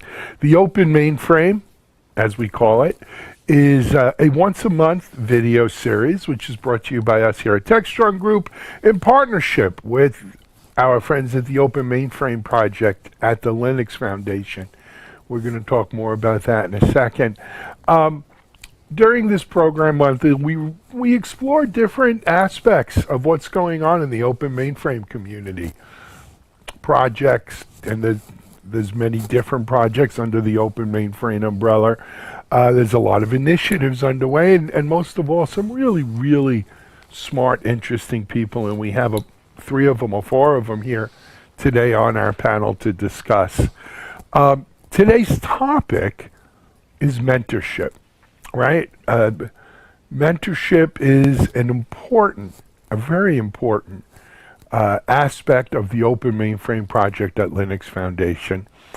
And when we talk about technologies that we rely on in the world today, the mainframe perhaps is one of the oldest, right? In terms of, we talk about cloud. There was no cloud. Well, the mainframe was sort of a cloud before there was a cloud, right? We were all leasing time back on mainframes and so forth. But, it's also an area where mentorship and training and bringing up the next generation of mainframe developers and mainframe operations folks is more important than ever, especially as we've seen over the last 2.5 years with COVID. So that's what we're going to talk about today. It's the good, the great, and mainframes mentorship. And one of the, as I mentioned, one of the key initiatives of the Open Mainframe Project is their mentorship program. We're going to jump into that. But first, let me introduce you to our panelists today.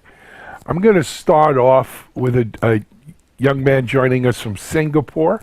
I'm probably going to mess up his name. I apologize in advance.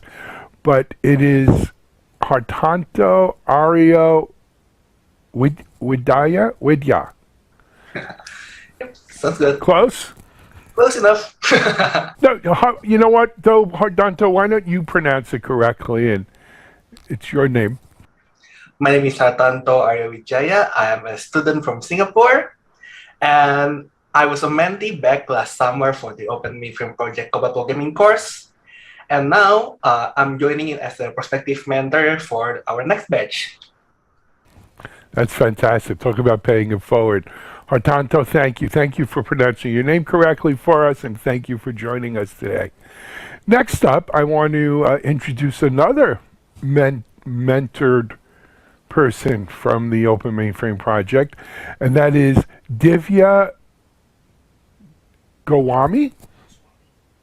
I'm a Goswami? Close, yeah? Yes, right. Goswami. Okay, Divya, if you wouldn't mind introducing yourself.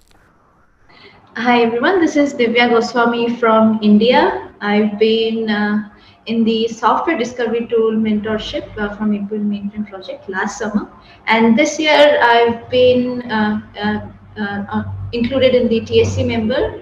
So I'm right now a maintainer and also kind of a mentor for new contributors to the project. Good.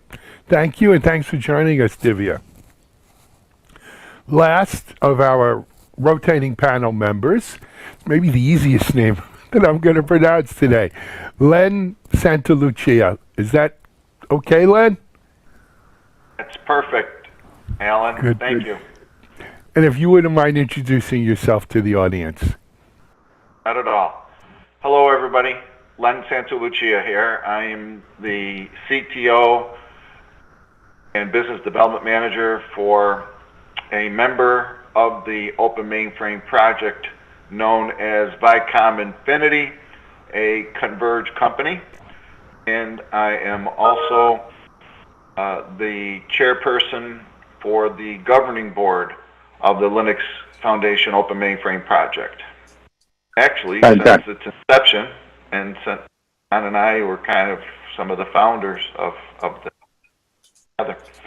So it's been a interesting journey and continues to be so, which keeps me here and still wanting to be involved and working with some very nice mentees such as those we have here today. Fantastic, and thanks for all you've done in service to Linux Foundation, Len. And then let us introduce the last member of our panel, certainly not the least. He's my co-host. He's here every month, kind of pushing this forward with us. It's John Murdoch. Hey, John. Hey, Alan. Great to be here, and really great to talk about one of really the first initiatives of the Open Mainframe Project when it was launched back in 2015. But also, I would say probably one of the most successful and really, even for me, one of the most personally rewarding to be a part of and see in action, and that's our mentorship program. And so I'm really excited for today's show. Absolutely. So guys, I have to tell you, on a personal note, here at Techstrong Group, we do a bunch of scholarship programs. One called Engineering the Change, the local company here in Boca Raton, Florida, called Boca Code. And we give a full scholarship every semester to a student from a underrepresented community to become software developers. For me personally, it's the most rewarding thing I do here, right? I run Techstrong Group and all of the various brands, and it's great and all of that. I love doing that. Len, I'm going to assume you're in a similar place. We all have a lot on our plate. We don't need to do things that we don't, we have enough to do that we don't necessarily want to do, where we don't need to do other things. But if it's something that we get personal, I don't even know the word, but it makes us feel good because we know we're doing something good, right? It's tangible. You can point to what's good. You want to do more, and I think that was behind what you said. It's one of the things that keeps you here. Talk to us about it. Let's hear from your point of view. When the program started, what you've seen as the big successes, where you see it maybe going. Anything else? Thoughts? Sure. Well, I'll tell you. When my years at IBM, I was there for a long time. I retired in 2008. Work here where I am at Vicom Affinity. Been here since then. Going on 15 years this coming year. So, but altogether, I will soon be celebrating my 50th year in the business.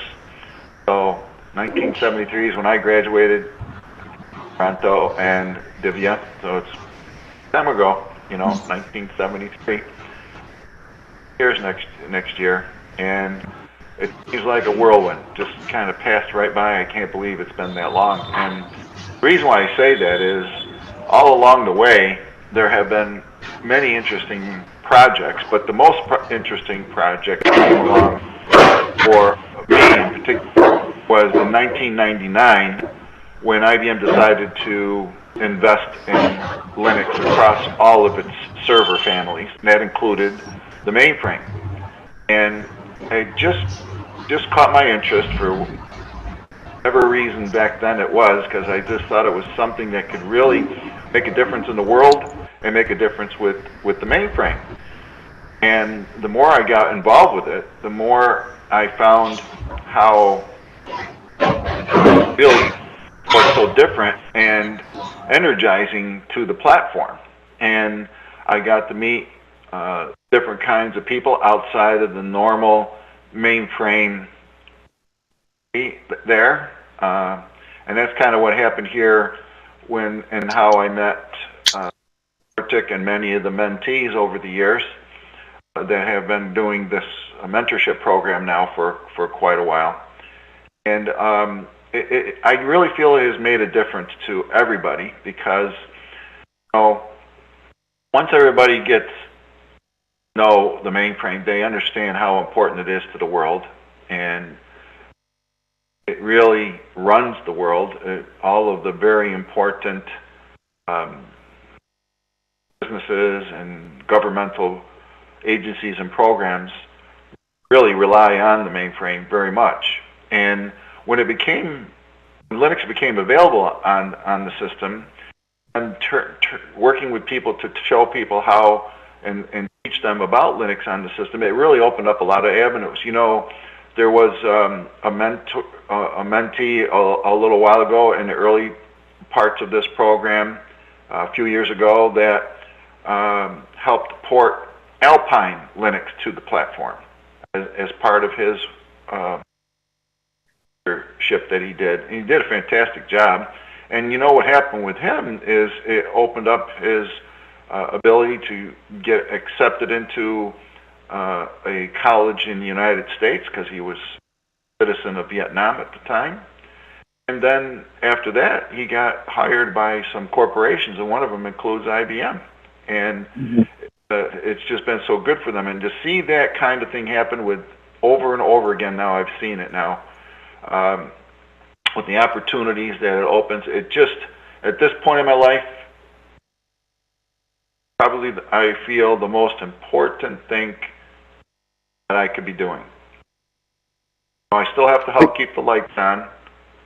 Still have to keep, business flowing and everything. But even our owner and many other people on the management team with our company have seen how important this is. And they are even figuring out ways to contribute or help along or something along these lines. And we're word you might have been searching for there, Alan, is how satisfying it is. Self-satisfying. Yeah. Satisfying, right? Yeah, that's it. Satisfying. It's hard. Look, and I don't mean to come across as some crusty old guy here, right? But Divya and Harlanto, where you're sitting now, your lives, believe me, your lives are in front of you, right? Your careers are in front of you, and being able to help put some guideposts on that road and help people over that road, go through that road, and take it wherever you're going to take it. Your life is yours to take where you want. But to be an enabler for that, it's incredibly satisfying. Incredibly satisfying. You know, I mean, look, I'm a parent. I have my children and all of that. I am very happy to see where they go in their life. But this is the kind of stuff. It's giving back. But as much as you're giving back, it gives you a good feeling about doing it. Divya, I'd like to ask you. You heard what Len said, what I said. What is being part of this mentorship program? How has it kind of influenced you and shaped you in terms of where you want to go in your career? The community, right? It's amazing. It opens channels for you to interact with people who are in the mainframe world, and it sort of changes how you see the IT industry, right? We always have been in the other side, I mean the non-mainframe side, where it's mostly software and on the x86, x64 platform. And now you are introduced into this mainframe world, which is kind of almost mirrors this world we've been living in. Still, people are thriving there, so that's a big community we've been introduced to. And again, because it was a mentorship with many students like me, I felt really an inclusive society here, like this opportunity to work with students all around the globe. I mean, I'm talking to Hartanto from Singapore right now, so that is something very amazing.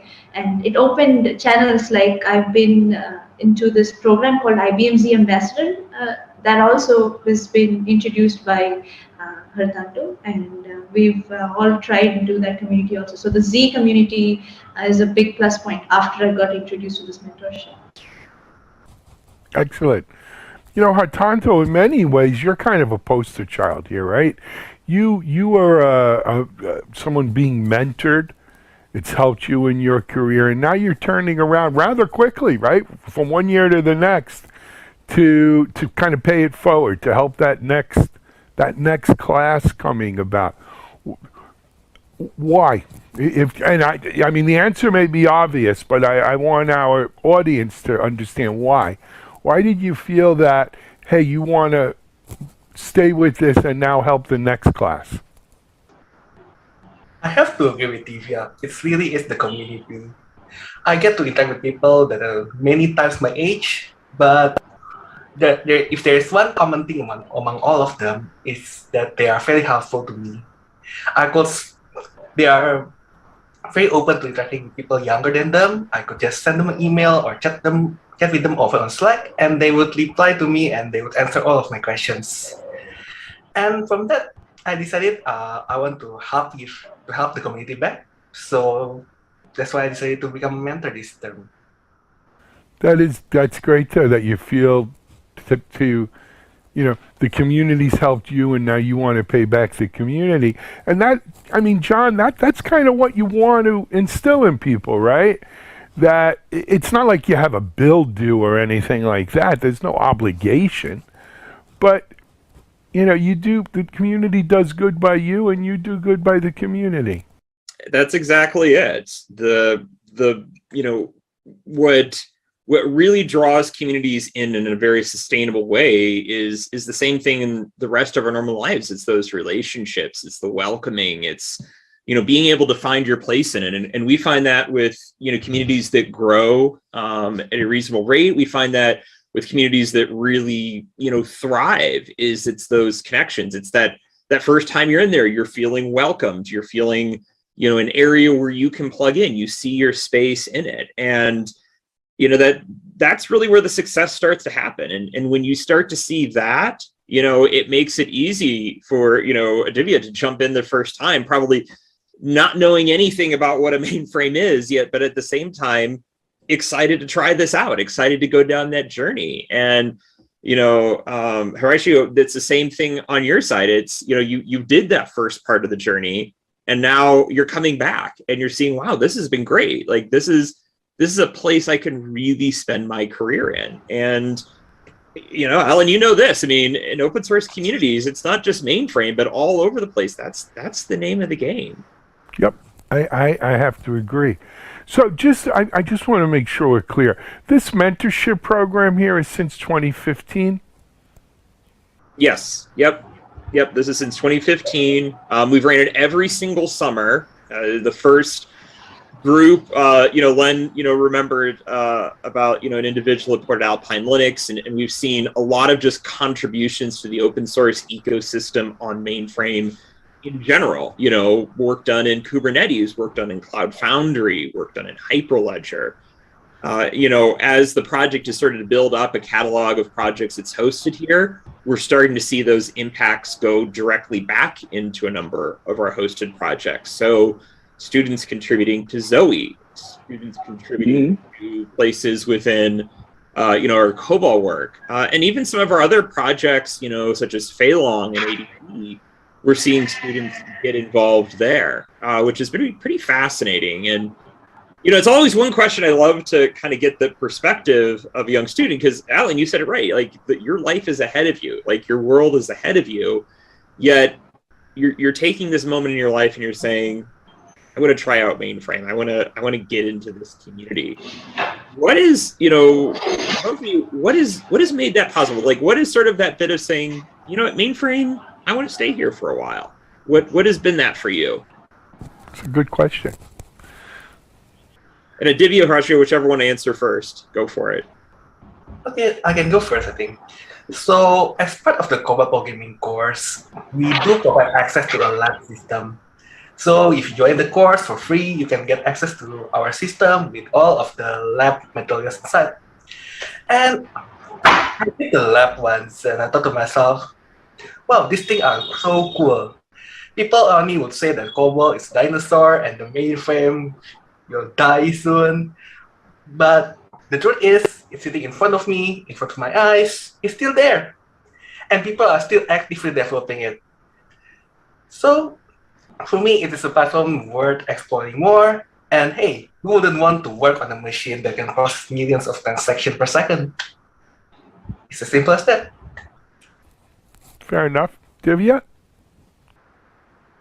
So mainframe for me, when I was talking about this mentorship and this whole work I did in mainframe to my college professors, they were glad that students are still into this mainframe world. That was their childhood, right? Or their 20s.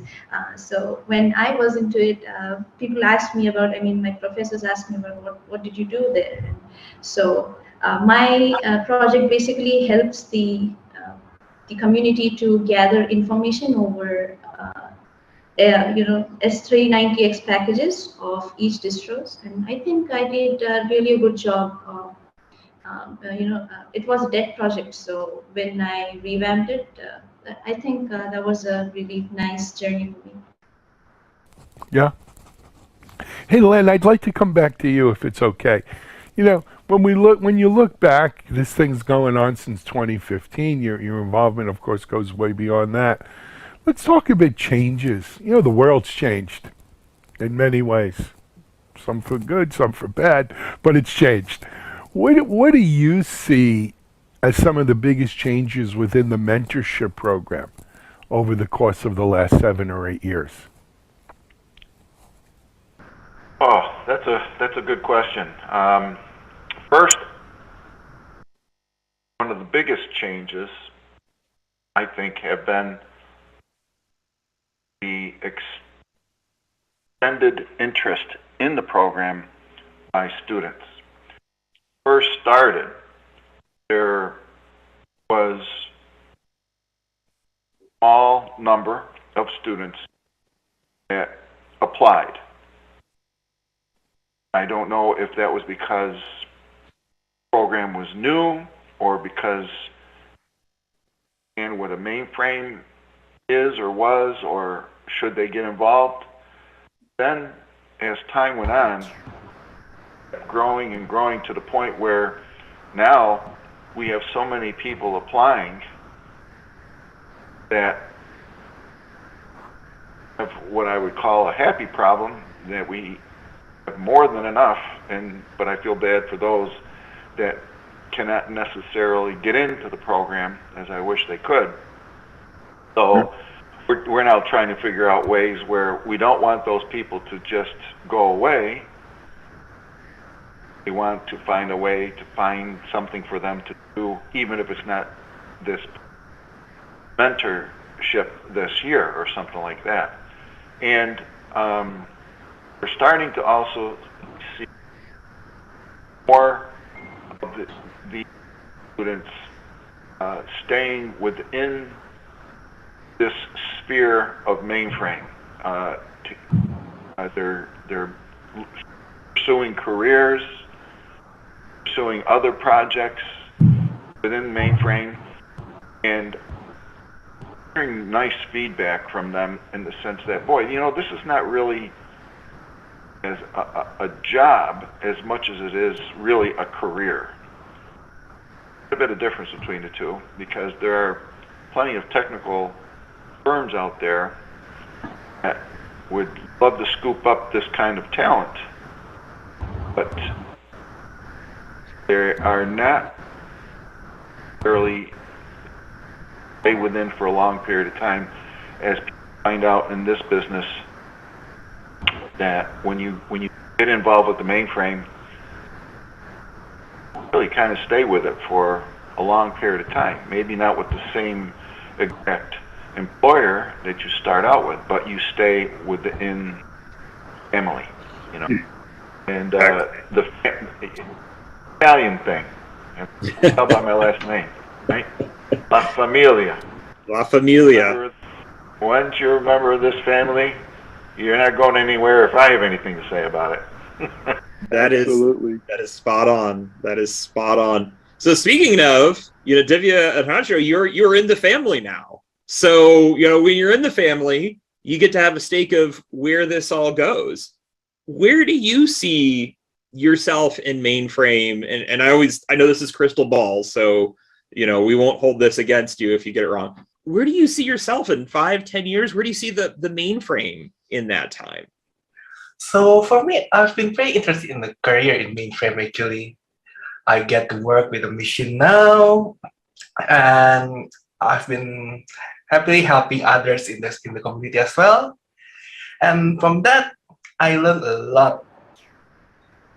And also, I've managed to basically learn new things from people around me. And if I'm honest, in 5 years, the way I said, I'm working with mainframe, possibly as a system programmer or an operator.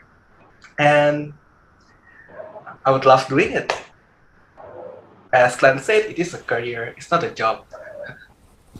Yeah. Divya? For me, so what I believe is that history repeats itself, right? So mainframe was once upon a time something grand, and I really see it coming again as something grander in 10 years. So right now I'm in again as a DevOps intern at a company which doesn't really use mainframe, but I see myself getting into it again. If in 10 years there's been a big change in this mainframe community, I would love to come back. And right now, obviously, I've been part of this Open Mainframe project, so I'll be continuing to be a member. But as a part of my career, I think I'll still be surprising myself in 10 years or so. So not sure about my crystal ball yet. Fair. It's okay. It'll happen for you. So I look at it, Len, John, I probably have a little different kind of view than you, because you guys are inside the trees of the forest. I'm outside looking at just the forest.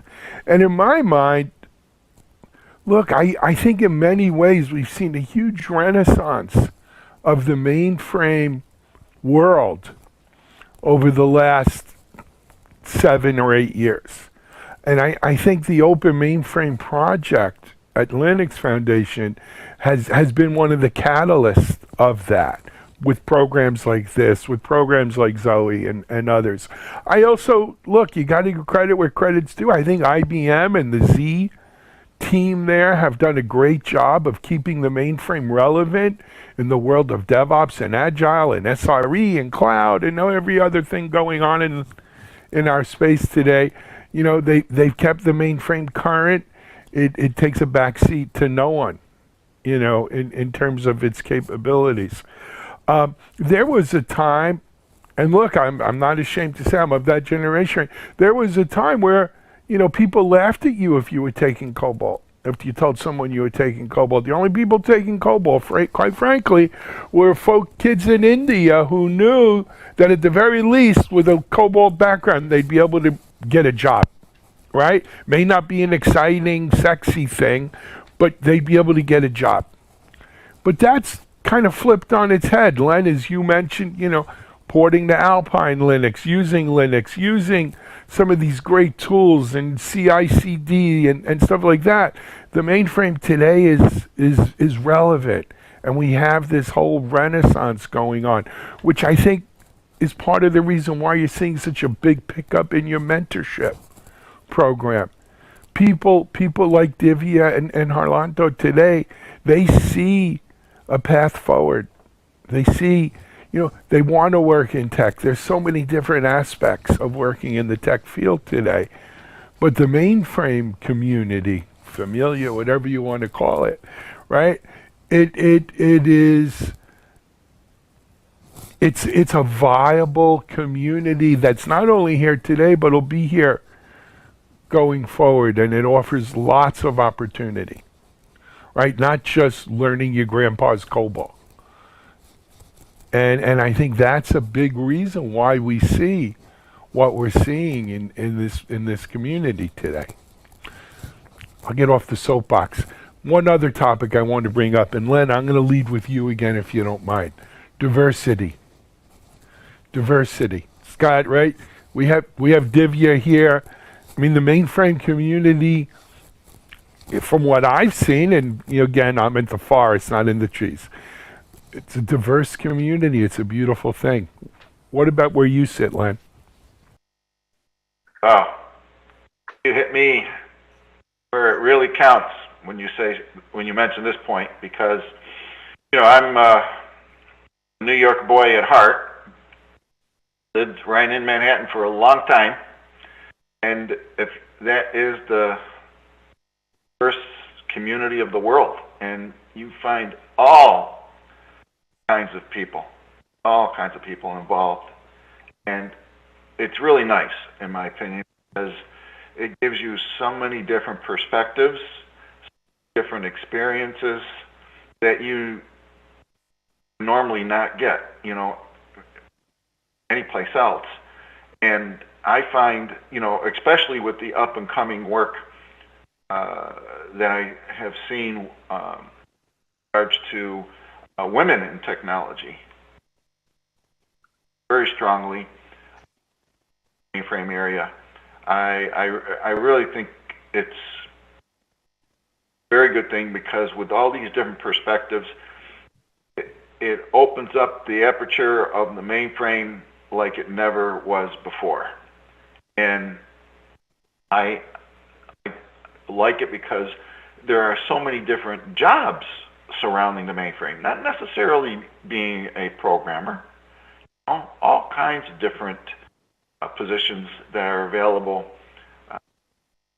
Big animal, and this big animal needs a lot of care and feeding, and people to watch over it, people to operate it, and so on, and grow it, and spread its wings, and get it into areas where it can benefit other parts of the business that it never was considered to be brought into, period. And so, long answer to a short question, diversity is the basis of a very strong community, and without it, not as strong, I do not think. Absolutely. John, you want to comment on that? I was actually just going to ask Divya and Harsha because they're both people coming into this community from diverse backgrounds. How has this community embraced you? Have you felt welcome? I know we've talked about it a little bit, but considering that you're coming from a different background than I would garner to say a majority of the folks in Mainframe, how has that been for you? So as a woman who's entering this mentorship, who has entered this mentorship last summer, I did notice that I was the only female candidate in the whole mentorship group, but it really didn't categorize me as being a female. Everyone was so welcoming, even the mentors and the May and my mentor and the other mentors. So it was a really inclusive platform for me, but no one made me feel that because I'm a female, so you should be given lighter work, or you won't be able to take this pressure, so maybe something easier for you. So I've been through this challenge again with another fellow mentee of mine. And so we had equal pressures, and none of us felt that there was some partiality or anything that can make me feel categorized into this. So I think my mentorship term really balanced this whole female to male, this ratio and the competition and all that. Very good. I will totally agree with that. If you join our Open Mainframe project Slack, you'll see people from all around the world, from all ranges in life. I've seen students, teachers, listers, even retirees joining in on the Slack channel and joining in for a conversation. And in my opinion, the community is very welcoming again. And you'll see someone always replying to their questions and answering anything to make sure that they can solve their problems and basically can use the projects that are created by the Open Mainframe project successfully on their system. And to me, it's been a very wonderful thing and a very wonderful community. Yeah. So, while it's still fresh in your memory, guys, what would you, and I'm going to ask this to both of you, and we'll let Divya, if you don't mind going first, what would you say was your biggest takeaway from the mentorship program? Like, the thing that really kind of sticks with you. So by the end of my mentorship, I've been given 3 opportunities to talk at I think in 3 different conferences. So that was a big takeaway for me, because I'm a person having a slight stage fright. So in my college days, it's a big opportunity for you to get such audience with professionals from all over the globe, and also students included. So I'll say that my mentor had been very welcoming in this part to enable me to speak and be present in such places. She also made me part of several meetups of different open source distributions and how they were planning their packages in their later S390X releases. So the speaking part was a big takeaway for me. Yeah.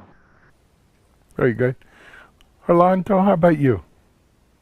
So I think one of our biggest takeaway is how you will contribute to an open source project. And I would say this to everyone watching who are interested to join as a mentee next summer, don't be afraid to ask questions and don't be afraid to give any kind of feedbacks. The people managing the projects are so welcoming, and they would appreciate any feedback coming from even a student like you. And to me, that really emphasized the mentorship part of this program on how, as a mentee, we can contribute back to the community. And also as a mentor, we could listen, chime into the mentee, and basically implement what their ideas are. Very good. All right. Len and John, I want to throw this at you guys. We're running a little low on time. We'll start wrapping up soon. But, where do we go with this mentorship program? What can we do to make it bigger, better? right? What do you think? Len, I'll make you take a first crack at this one, Len. Okay. In my opinion, I always felt when I was managing teams over the years that I could pick out the best performers by one state. Whenever they came up with a suggestion, and I not only came up with the suggestion, they also came to me with the resolution and actually showed that it was implemented all in one fell swoop. So when people come forward with a mentor today, or excuse me, a mentee, the mentor, the best thing that could be done is bring that project forward with a actual mentee all lined up, ready to go, ready to want to do it, and get it started right away. That is the best thing to do with this mentorship program, in my opinion, today. Very easy to throw something over the fence. Oh yeah, good project this year. Yeah, good luck. Mm-hmm. Go find yourselves the people that you need, the mentors, the mentees, and everything. But when someone does it all in one fell swoop like that, really enhances the program and going very strongly. And then that mentee picks up those habits, that characteristic, and does the same thing over and over again. And now the program grows at such a rampant pace that you have no problem coming up with mentees to work along with mentors and program very strong. That is what I think the future can hold here, my opinion. Excellent. Hey, someone, I don't know if it was John or Len or someone mentioned the Open Mainframe Summit in our discussions.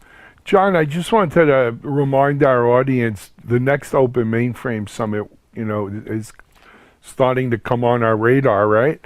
And when it is, and maybe anything around the mentorship program that goes on at the summit. Yeah, absolutely. So the Mainframe Open Mainframe Summit will be in person September 21st, 22nd. It will be in Philadelphia, which we're really excited to be back in person. It's a great city, a great location. And this is something that we've done really since the beginning of this mentorship. It's one part to help them, make these contributions to these projects, but then the other half is bringing these students to be, around employers, around people in the community, getting that physical presence. And we've lost it over the last couple of years as we've all been, in our homes and whatnot due to COVID. But we're starting to see that coming back. And I remember that was one of the, and Len, you remember this really well down in Atlanta at Share, and those students, it just was very eye-opening for them. And many had started great careers. And we're looking to do the same thing here at this year's Open Mainframe Summit.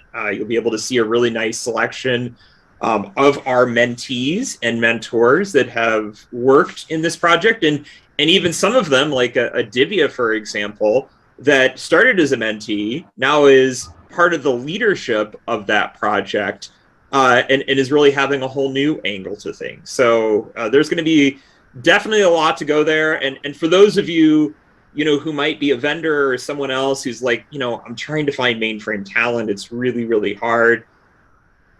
Come to the summit. You'll meet them. You'll meet them face to face. They're all looking for great career opportunities. And even furthermore, our members have an ability to help host a mentorship, which, as long as it's benefiting the open source ecosystem on Mainframe, it's something that can be a part of our program. And as Len has talked about, that has been a lead to people getting hired in this field, being able to, build a mainframe career. We've had our students that have went to ADP, SUSE, IBM, all sorts of companies. So, definitely come see that at the summit. And we're going to see a lot of these great students and mentees, not from just this year, but from years past, that are still involved in this space, being those presenters and those folks that you can contact.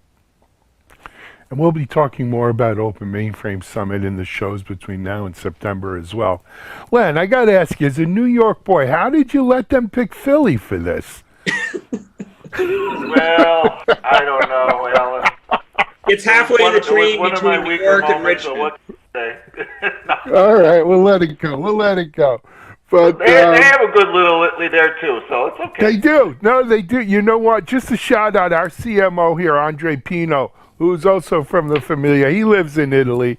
So if we're there for that, maybe we'll go to Andre's house for dinner. His wife's a great cook. Anyway, hey guys, we're out of time. Let me try to start wrapping this thing up. First of all, Divya and Harlanto, congratulations. Well, first, thank you for being on the show. Congratulations on being successful graduates of the Open Mainframe Mentorship Program. And also, thank you from the bottom of our heart for continuing right on, by paying it forward, by mentoring the next class, by being involved in this program going forward. That's what it's all about. So I can't wait to see what big things lie in the future for both of you. Len, thank you for coming on and lending your voice of experience and reason and leadership here. It was great to have you on. We hope to see you on again in the future. I look forward to it. All right. John, I'll give you last words and we'll wrap up. I'll make it a quick one here. We are just getting ready to start our mentorships for 2022. We do a summer term. We also have a fall term available. If you're at all interested, head to the Open Mainframe Project website. I think we have probably about a dozen mentorships already available that you can apply for either the summer or the fall term. And there's more that are going all the time. We see a couple getting added from some of our projects all the time. So check that out, and you can be a part of this class of mentees as well. Fantastic. All right, that's going to be a wrap on this month's Open Mainframe, the Open Mainframe. Again, many thanks to our friends at the Linux Foundation Open Mainframe Project, including Len Santalucia and my co-host John Murdoch. We will be back next month with another great show on the Open Mainframe. Until then, this is Alan Schimmel. We're out.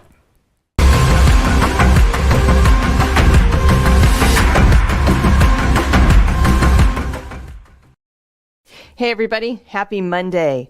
This is Charlene O'Hanlon and I'm here now with the headlines. First up on DevOps.com is an article that looks at the pros and cons of embedded SREs.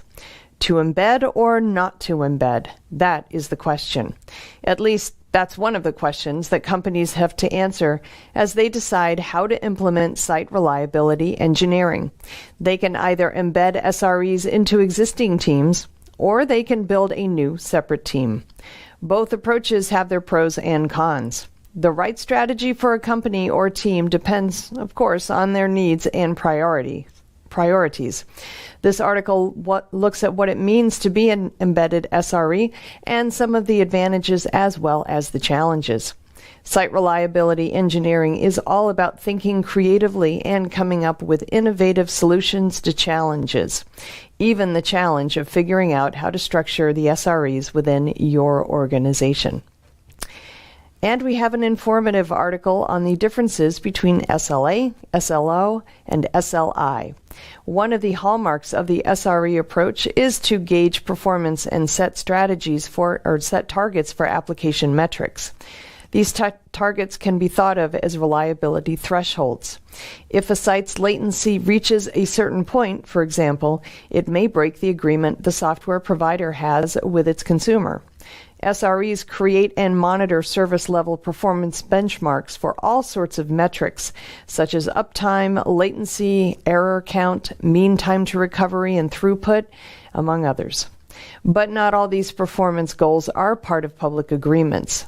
Companies usually take a more proactive approach to setting more internal targets to stay far away from breaking external agreements and user trust. It's become a best practice to set these baselines to retain functional, reliable systems. This article attempts to define in simple terms the differences between service level agreement, service level objective, and service level indicator. While these concepts may share many similarities, it's important to understand how they are applied in practice. Of course, each company may have a nuanced understanding of these terms and may conceive and apply them differently. In news, application security testing provider Checkmarx disclosed it has discovered a malicious instance of a PyPy repository for Python code that has been downloaded more than 70,000 times. This is yet another instance where cybercriminals have made available a malicious copy of a popular open source software package that contains malware that's destined to find its way into downstream applications. Cybercriminals are using a tactic known as starjacking, in which they create a web page that includes bogus statistics such as GitHub stars to make it appear that a downloadable software package is from a legitimate open source project. Starjacking represents yet another effort to compromise the integrity of software supply chains that rely on a wide range of open source software components to build applications. The only way to thwart starjacking is for developers or DevOps teams to validate components before incorporating them within applications. Otherwise, the malware might not be discovered until after it has already found its way into downstream applications deployed in a production environment. All right, over on Container Journal, we have the latest from Systig, which has made available a risk spotlight tool as part of its cloud service for securing and monitoring container environments. Risk Spotlight is designed to make it easier to prioritize vulnerabilities that need to be addressed based on the risks stemming from software packages that have been deployed. It leverages the open source Falco threat detection engine that developers add to runtimes to provide a more accurate assessment of the risks to the application based on the software packages that Systig is able to monitor. That approach also reduces fatigue by reducing the overall volume of alerts that developers receive. Yay! Risk Spotlight surfaces vulnerability details such as the common vulnerability scoring system's scoring vector, the version of a software package that fixes the issue, and links to public examples of exploits that take advantage of that vulnerability. The goal over time is to increase the level of cybersecurity expertise developers have by providing additional context via a user interface that provides a package-centric view of vulnerabilities. And Canonical has expanded the container image portfolio that its Ubuntu operating system supports. Grafana Loki, Apache Kafka, and Apache Cassandra container images are now supported by the latest version of Ubuntu and can be accessed by a Docker Hub along with an image of canonical Ubuntu 22.04 LTS. The latest edition of Ubuntu also adds support for cloud confidential computing on the Microsoft Azure cloud, a real-time kernel for industrial applications, the Rust programming language, OpenSSL version 3 cryptographic algorithms, and virtualization software on GPUs from NVIDIA. Previously, Canonical, via an alliance with Docker Inc., committed to publishing a curated set of secure container application images on Docker Hub that it will support for 10 years. As part of that commitment, Canonical will fix within 24 hours any critical security issues that impact any of the containers that are part of its LTS Docker image portfolio. Images already supported by Canonical include MySQL and PostgreSQL databases and Nginx proxy software. All right, over on Security Boulevard, we look at how cloud solutions can help with cybersecurity.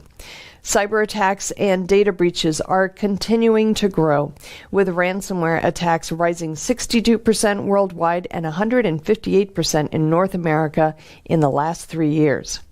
There are some essential basics that businesses must focus on when putting in place a cybersecurity solution to build a security-first culture into their software architecture and mitigate risks from potential attacks. Every possible industry is now exposed to cybersecurity attacks and threats. What's more, the remote business practices that have become normal operations since the COVID-19 pandemic began accelerated the issue and created easier access for cyber criminals to attack, as many businesses shift to remote or hybrid working. A new generation of cloud security solutions is coming to the rescue. The growth in cloud deployments and the need to ensure continuity on all mission-critical business operations is driving huge growth in reliable cloud security solutions. This article shines the spotlight on 3 areas that are being prioritized as the security landscape becomes ever more challenging. Cyber attacks are uncertain by their very nature, but security measures built into supporting cloud software architecture will increase safety and help many businesses mitigate their risk. And finally, we have the results of a survey by Mandiant that shows a decrease in dwell time, or the median number of days an attacker is in an environment before being spotted. While that may seem like good news, part of the decrease is due to the very nature of the attack being waged, and that's ransomware.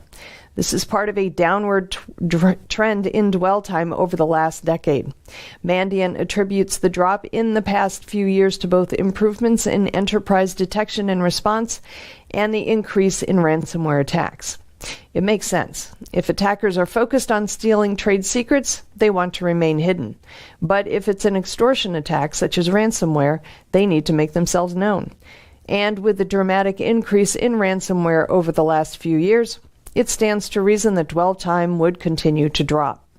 This article looks at these and other findings from the survey, including the fact that China's cyber espionage program is also becoming a point of concern among many organizations, especially those in the defense industry and technologies that are used in defense.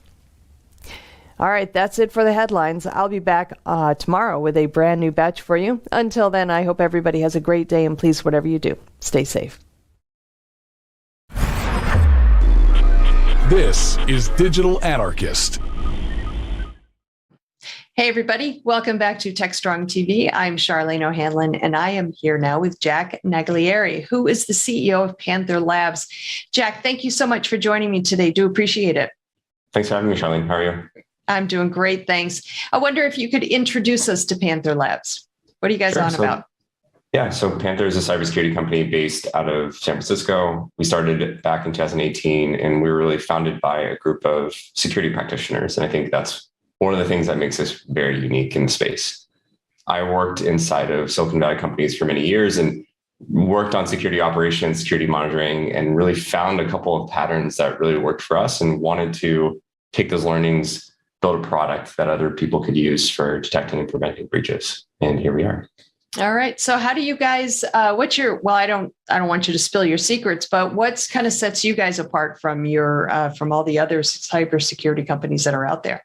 Yeah. So the thing that we focus on is large scale security monitoring.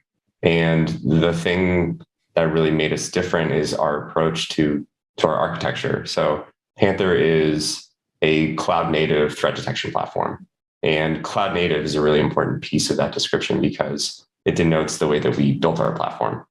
We have to operate at a massive scale these days. Mm-hmm. Data has never been at a higher throughput than it is today, and especially with remote work being central in everyone's lives, with adoption of cloud and SaaS and all these other things, really spreading our attack surface out, and security has just become more complex over time.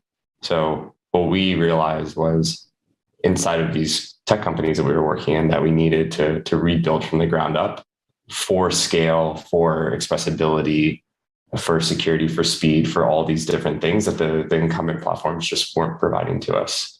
So while I was at Airbnb, we built an open source project that was called Stream Alert, and Stream Alert was a cloud native SIEM effectively. So being able to analyze data as it streams, being able to put data that's structured into a data lake, and a lot of these more data forward, data engineering concepts we were bringing into security.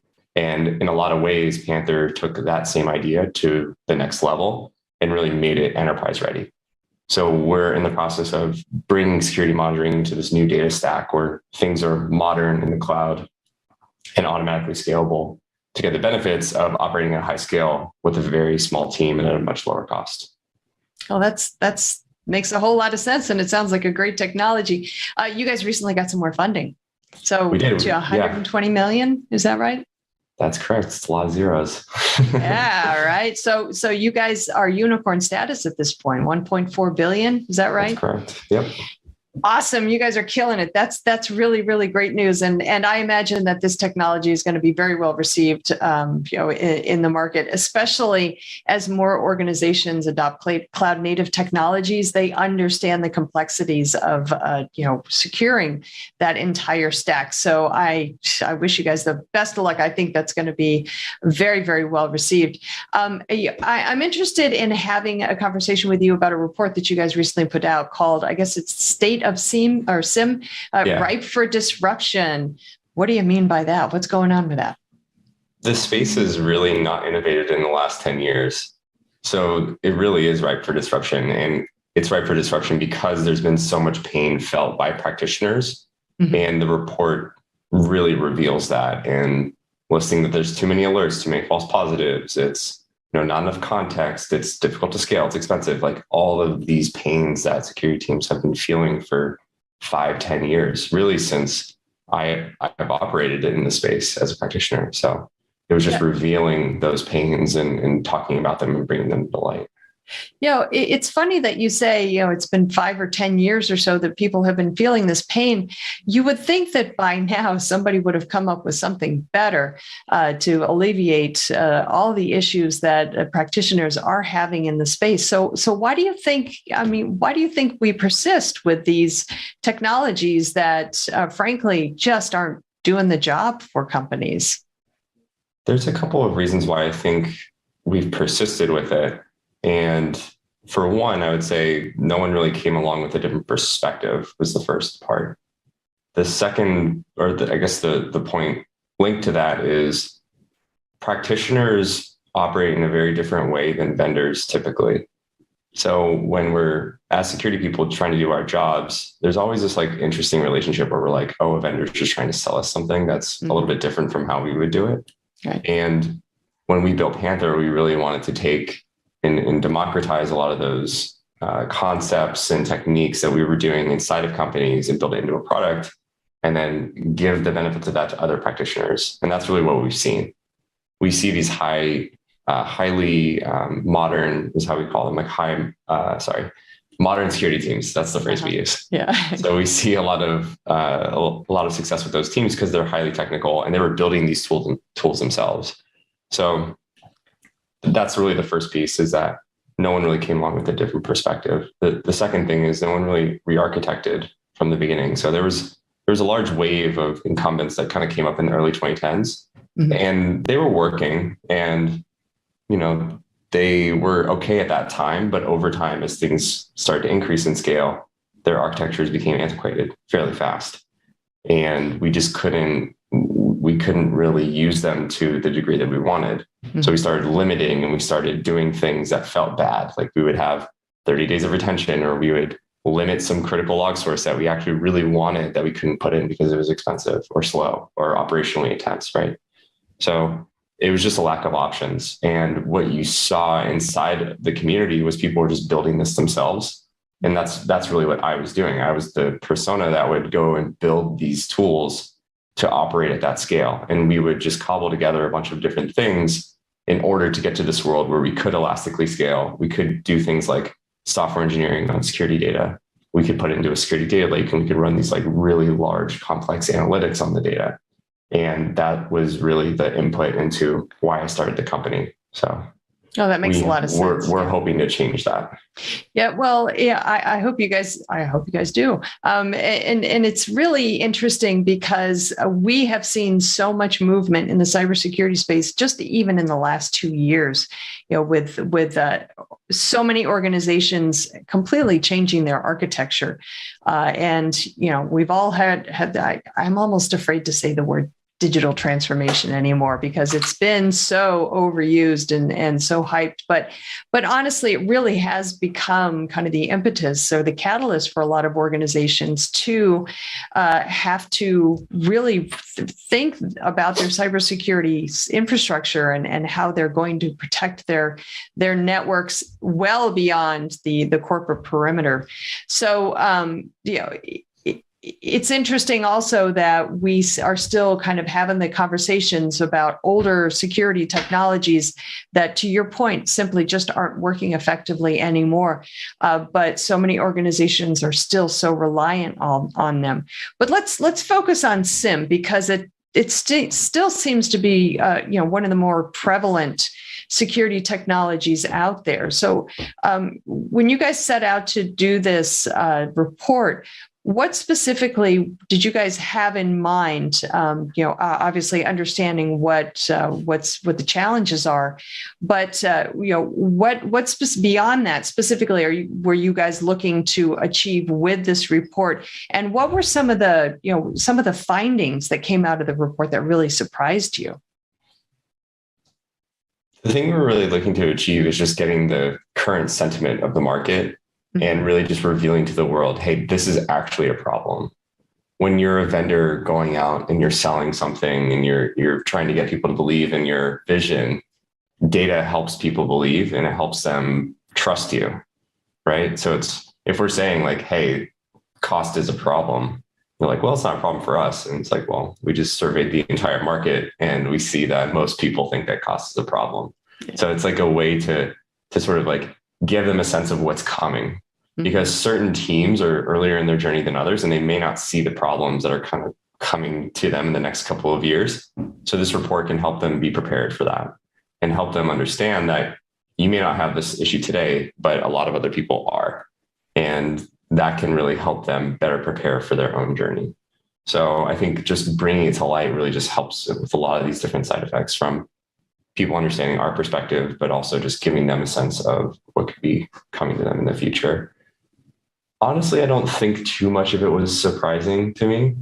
I'm super biased because I've been doing this for so long, but I think just seeing the statistics of almost 50% of the people saying that they're overpaying, that's super interesting. And just understanding that, that's absolutely a pain that people are feeling, more than just, a couple of use cases that we've seen. But, the unsatisfaction around capabilities, that's, to me, very obvious. I think a lot of people have been feeling that for a really long time. And then just the pain of not being able to pull all the data that they need in to do their jobs. So I think, if anything, it just reaffirmed a lot of our existing feelings, and it just presented it in a way that allowed us to effectively train the rest of the market on like, hey, these are problems that everyone's actually feeling. So you don't have to feel too bad that you're feeling them too. So do you think we're reaching kind of critical mass then when it comes to the changing attitudes towards cybersecurity, especially with these new, cloud native architectures and different environments that organizations are working in these days? I think we're at a really interesting shift after the pandemic, because the pandemic forced and accelerated a change that was already happening, where people are migrating to cloud and SaaS. And the organizations that were very far behind probably felt a very intense step function when they were forced to have a remote workforce. So I think we're absolutely at the point where we need better tooling to cover this new expanded attack surface. We need increased capabilities. We need more scale. We need more structured data. We just need to build a solid foundation for us to sustain the act of security monitoring for the next 10 years. Do you think that organizations that they recognize that they need to do this, or do you think that too many of them are still kind of, using, yesterday's cybersecurity technology to protect these today's networks, if you will? I think the report really reveals that people are ready for something new, and it reveals the pain that they're feeling. And really, we're trying to use this and really work backwards from it and say, like, how can we best support the industry and these practitioners in either democratizing new ways of doing things or just bringing in a fresh perspective, a fresh architecture that really solves their problems for them. So, I wonder, early days of the pandemic, everybody was talking about getting their employees up to speed while working remotely, giving them all the technologies and tools that they needed to be able to do their jobs effectively, but not be in the office.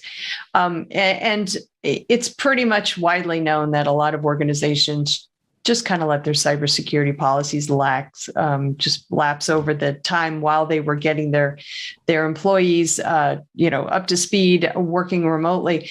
Do you think that now we're in this kind of era of fixing all the mistakes that were made in the early days of the pandemic from a cybersecurity perspective? Are we feeling the effects of that? It's a good question. And I'm not sure if I'd want to be that harsh on security teams. Oh, so. No, I don't want to either. I mean, I'm not, listen, I'm not, far be it from me to judge what cybersecurity teams are doing. I mean, they've got the worst, and I would say one of the most difficult jobs in IT, if not the most difficult job in IT. But, at the same time, we've got some messes to clean up, and there have been a lot of data breaches that have occurred, and a lot more cyber attacks, and I don't know if that's a direct result of some of the actions that we're taking in the early days of the pandemic, or if it's just bad timing, I guess. It very well could have been a result of it, but it's always been very difficult to keep up at scale. The thing with security that is super challenging is that your landscape is rapidly expanding. Attackers are using new techniques. And oftentimes, no matter what you do, no matter what controls you put in place, if you can compromise a human, you kind of you can just bypass everything that you've worked so hard to create. Yeah. So it's a very difficult job. People are very prone to burning out. And the whole goal with, again, like starting the company is to just democratize these architectures, democratize the way that we were doing it inside of Silicon Valley companies and bringing those patterns out into the world for other people to benefit from. Well, like I said before, it sounds like it's great technology, and you guys are taking cybersecurity certainly a step or two forward beyond what today is a very painful experience. It sounds like for a lot of organizations. So, Jack, I do want to thank you for taking the time and getting on the Zoom with me to discuss what you guys are doing and the State of SIM report. Good stuff all the way around. So, congratulations on the funding, and congratulations on your technology as well. Thanks for having me. You bet. All right, everybody, please stick around. We've got lots more Techstrong TV coming up, so stay tuned.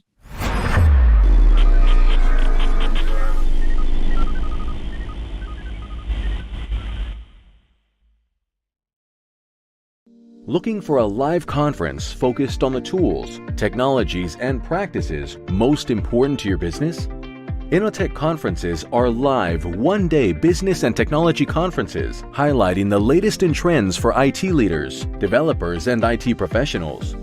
Each event combines education, innovation, peer-to-peer networking, and the latest technology and business solutions for a diverse IT-focused audience. Innotech conferences occur throughout the year in strategic regional locations, bringing together technology professionals from various industries to learn about the solutions, practices, and tools impacting their day-to-day work and gain insight into what's to come. Presenters at Innotech conferences are selected and curated to ensure each session provides the most up-to-date and relevant information without any hype. Whether you're interested in digital transformation, cybersecurity, cloud, IT leadership, or DevOps, Innotech conferences deliver. 2022 events are scheduled to be held in Austin, Dallas, Oklahoma City, Houston, and Washington, D.C. Innotech conferences are produced by Techstrong Live and powered by Techstrong Group.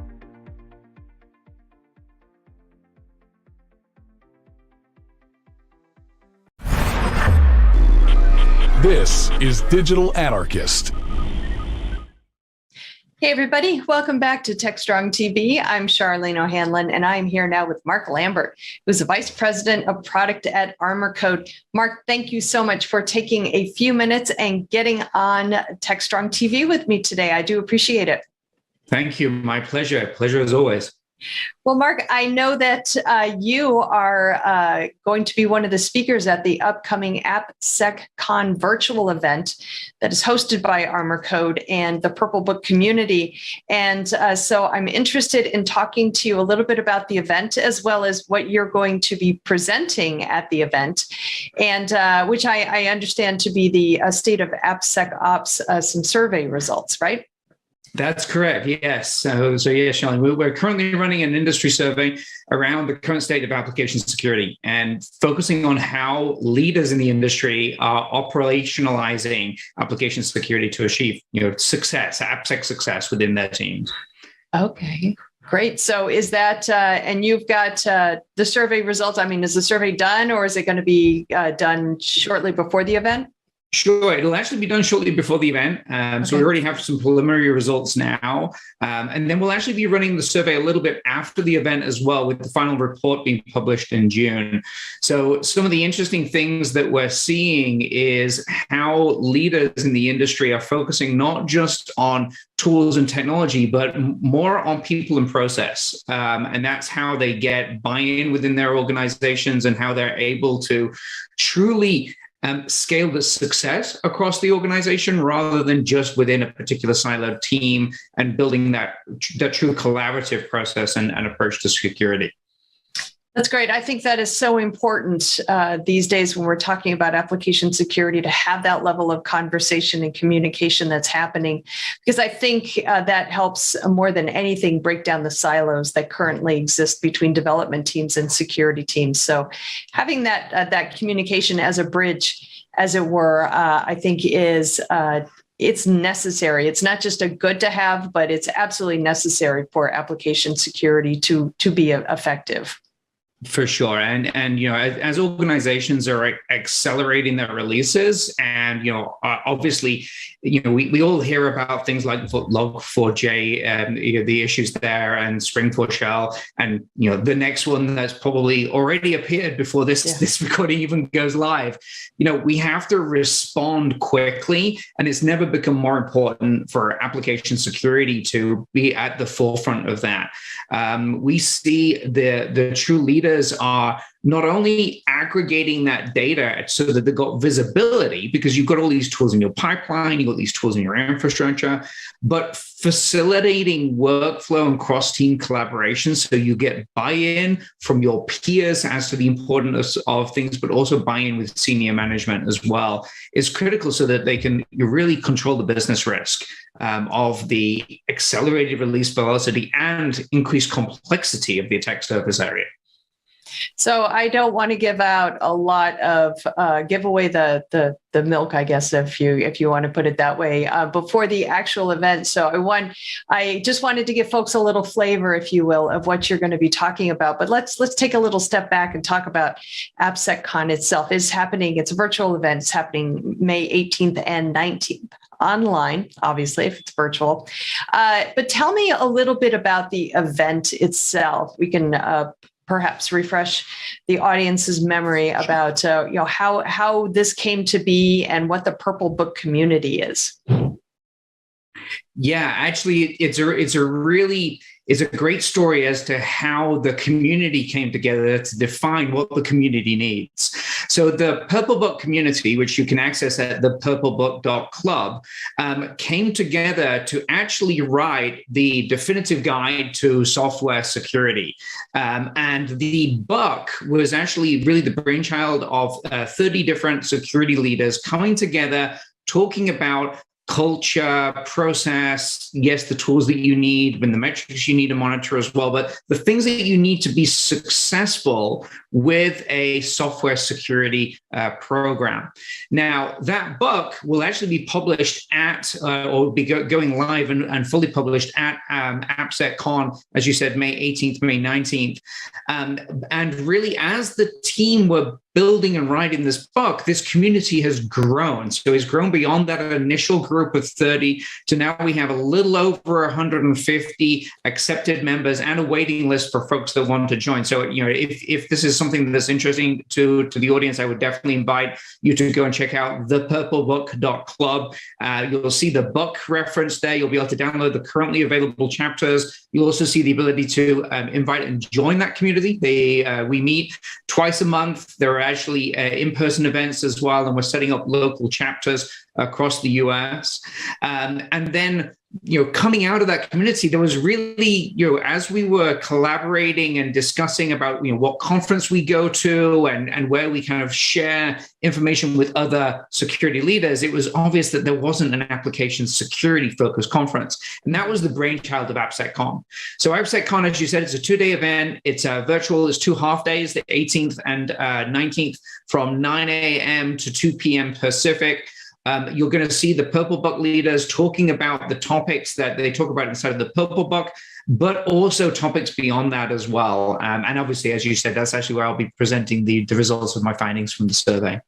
That's great. And I love the fact that this is a conference that has grown out of a real need for a conference focused on application security, and that it's really being shepherded by some of the brightest minds in the industry right now when it comes to application security. So I'm really looking forward to a lot of these presentations.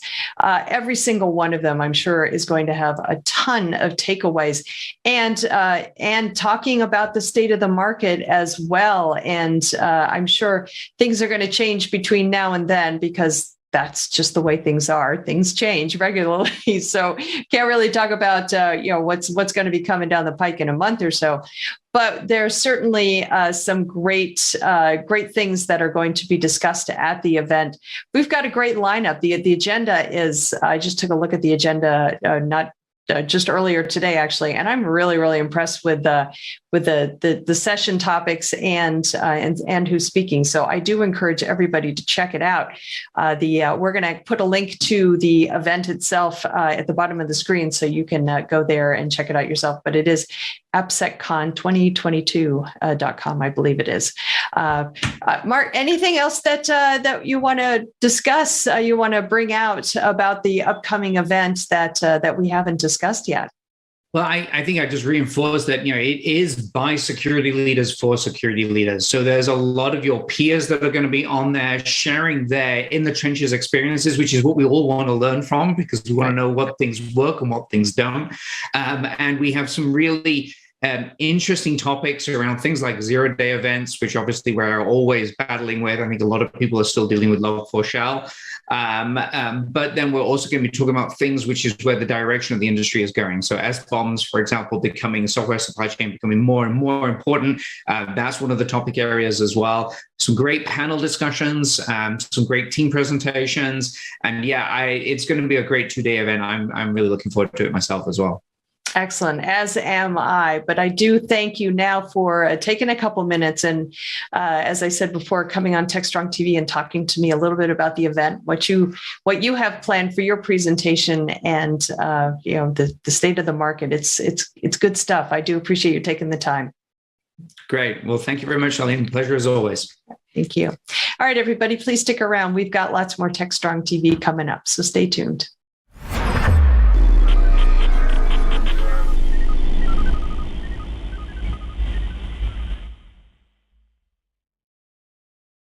Hey, everybody. Hope everybody's having a great day. This is Charlene O'Hanlon, and I'm here now with the webinars preview. I always tell you we have so many great webinars coming up on DevOps.com, Container Journal, and Security Boulevard. I got 3 here that are going to rock your world. So I do encourage you to sign up and join us. The first one is called Show Value Fast. 3 practical ways to get started with VSM, or Value Stream Management. This one is happening Wednesday, April 27th at 11 a.m. Eastern on DevOps.com. It is sponsored by Platora. The fast evolution of the value stream management market is proof of its ultimate value proposition, which is a holistic view of the entire development value stream from idea to production. Not only does value stream management provide a clear path to accelerating application delivery, it also identifies the value delivered to the customer and to the organization. This webinar will offer 3 practical ways to get started with value stream management. These options not only accelerate value delivery to specific groups or teams, but also put organizations on the path to larger opportunities with value stream management without months of internal selling. Good stuff. All right, the second one is there's no easy button for managing Kubernetes in the cloud. Oh, well. This one is happening Thursday, April 28th at 11 a.m. Eastern on DevOps.com. This is sponsored by Mirantis. The cloud and containerization have revolutionized the way organizations develop, deploy, and monitor applications. However, they are not a panacea. Most technology environments are highly complex and contain a variety of virtualized workloads, multiple clouds, and on-premises infrastructure, and multiple container technologies. This webinar will discuss some challenges to moving to a public cloud, the more efficient ways to more efficiently manage your Kubernetes infrastructure, and some drivers to keep workloads on premises. Interesting. All right, the last one is called Plan and Protect, a modern plan for open source security. This one is happening Monday, May 2nd at 11 a.m. Eastern on Security Boulevard. It is sponsored by WhiteSource. In today's digital world, open source software is vital to modern application development. And as we know, what's important to the business world is important to threat actors. But how can companies successfully combat the rising tide of vulnerabilities? This webinar will discuss the value of blending proactive practices to code security with a mitigation framework that allows you to react effectively to incidents. Another good one. All right, that's it for the webinar's preview. I'll be back, I guess next week with a brand new batch for you. Until then, I hope everybody has a great day. And please, whatever you do, stay soon, stay safe. Stay soon, stay safe. DevOps.com is the #1 online destination for DevOps education and community building. DevOps.com covers all aspects of DevOps, including DevOps best practices and tools, DevOps culture, DevSecOps, business impact, continuous testing, continuous delivery, and more. DevOps.com has the largest collection of original DevOps content, featuring breaking news, blog posts, podcasts, and more. Visit www.devops.com to learn more. DevOps.com, where the world meets DevOps. All right, everybody, welcome back. Rounding out today's Techstrong TV broadcast, we have The View with Vizard. In this one, Mike Vizard is speaking with Jason Wodika, who is a staff software engineer over at Carrot. They talk about a report that analyzes the software engineering skills that are most in demand.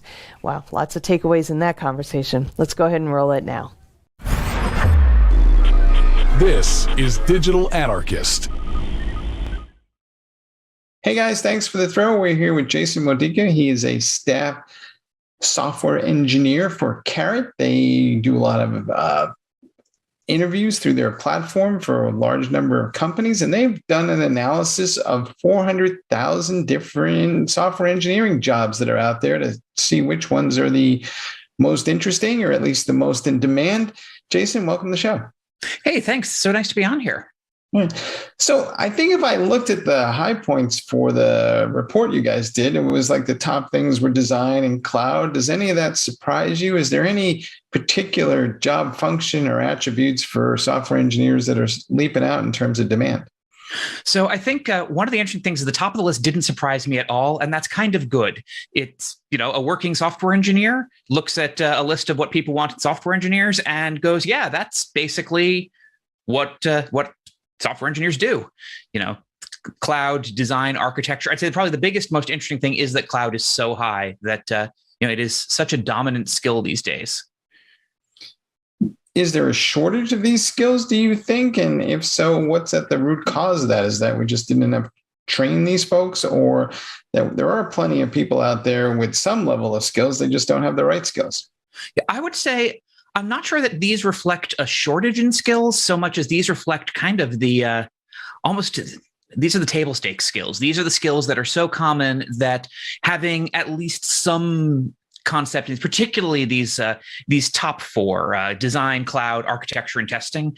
Those top four are like, you really can't take a software job without at least expecting to do some of that.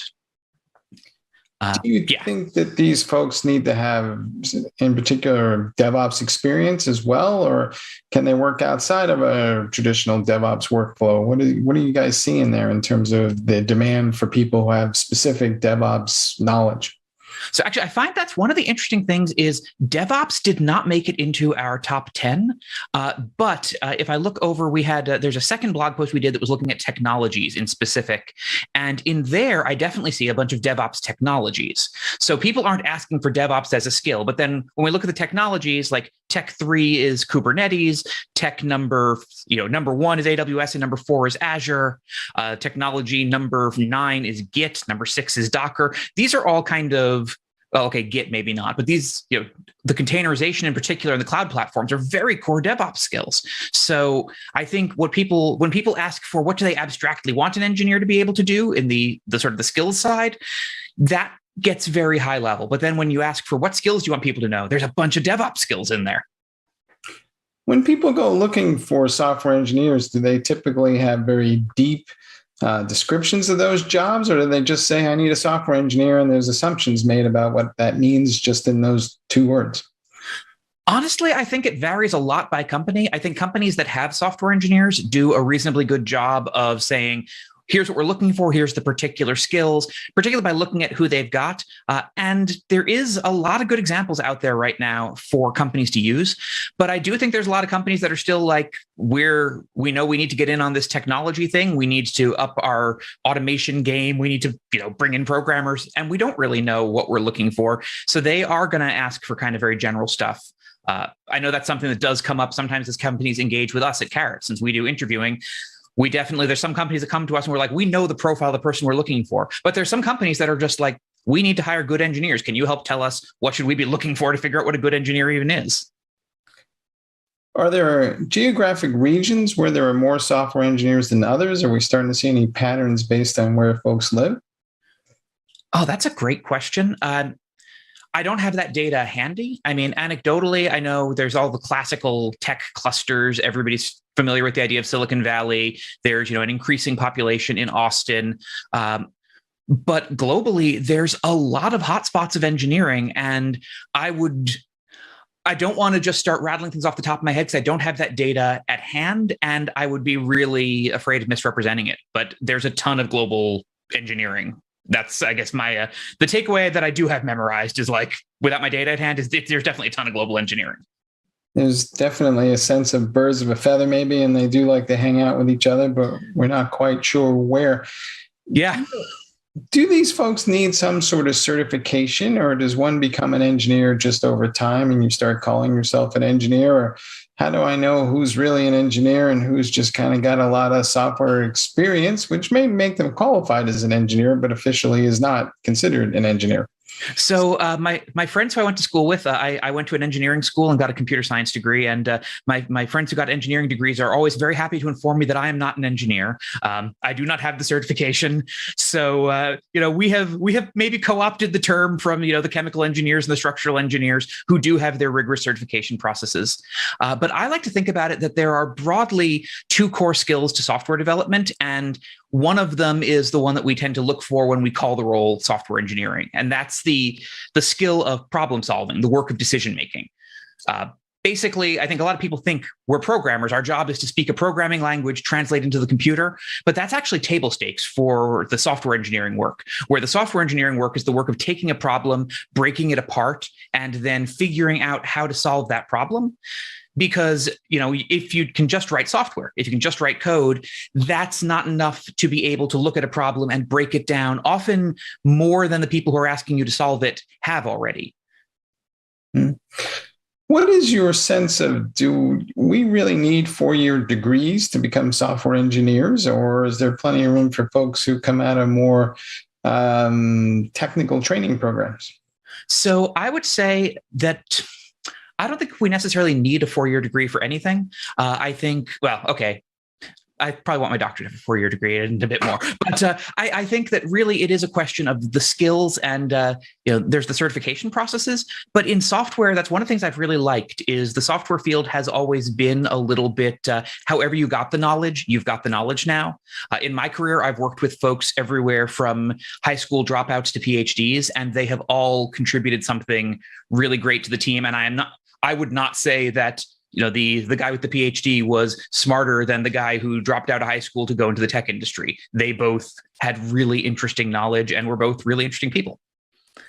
We also hear a lot about security these days with DevOps, DevSecOps. Where did security fall on the curve for skills that are sought? And are engineers really qualified to do security these days, or is that just an area where we need a lot of work? So it hit number 5 in the list of top skills. And I think whether or not engineers are qualified to do security, we have to do security. I think we need to qualify ourselves better, because one thing about security, obviously, is you can't just paste it on at the end. There are things, we need to integrate our software with another system. You can do that at the very end of the project. But security is every decision increases or decreases security. So you need to be thinking about those ramifications through the whole design of the system. And that means you can't just leave it to a couple of specialists. It's got to be baked into the development organization. We hear a lot about artificial intelligence these days. Is a lot of the processes, of course, are being automated, but to what degree should software engineers be worried about a lot of the tasks that they do today might be not needed tomorrow, or will we see them just kind of all elevate? I think it's very unlikely that I'm going to be automated out of a job, or any of my peers are. Machine learning was number 6 on our list, but I do think the core skill of software engineers is figuring things out. It's not really writing code. I have actually tried out I think GitHub's Copilot. It's really neat. It's almost spooky how it can guess my intentions, but without my intentions, without me giving it those little cues of what am I trying to do, what's the problem I'm trying to solve, it would do nothing. And honestly, sometimes it gave me a solution to a problem that wasn't the right one, and I needed to recognize, oh, hey, this is code. It does a thing, but it doesn't do the thing I need. So I'm not expecting anytime real soon for that to shift where I'm out of the picture. Though I might be writing less code. I might not be doing as much of the mechanical translation to the computer and doing more of the really thinking about how do we solve this problem.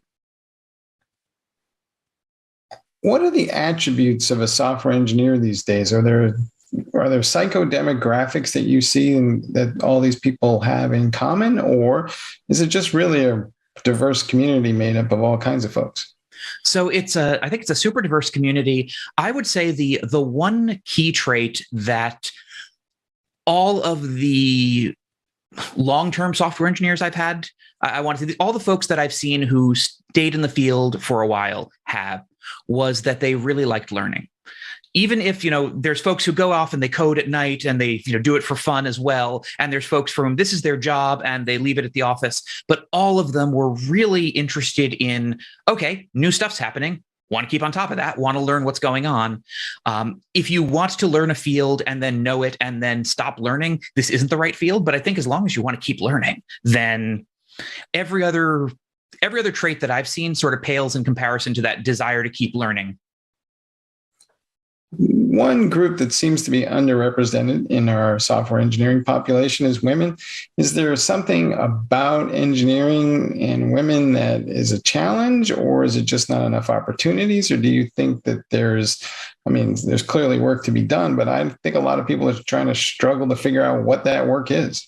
So I think one of it is making the software engineering space more welcoming to women. I have personally worked with women, and I have worked with women. That's a thing I'm very proud of now. I have worked with women and seen situations where, a woman on the team would propose an idea and it would go unremarked on. And then somebody else in the team would propose the same idea who wasn't a woman. And everyone would go, oh, that's really cool. And things like that over the course of a career can add up both in sort of loss of prestige, where nobody credits the idea to the person who's that it originally was hers, but also in just the experience every day of going to meetings where you're kind of feeling dragged down and talked over. I think a large piece of the work in making the field better is not going to be about getting women into the field, but about retaining women in the field, helping women grow in their careers and making them not decide that this is just not worth the slog to fight uphill.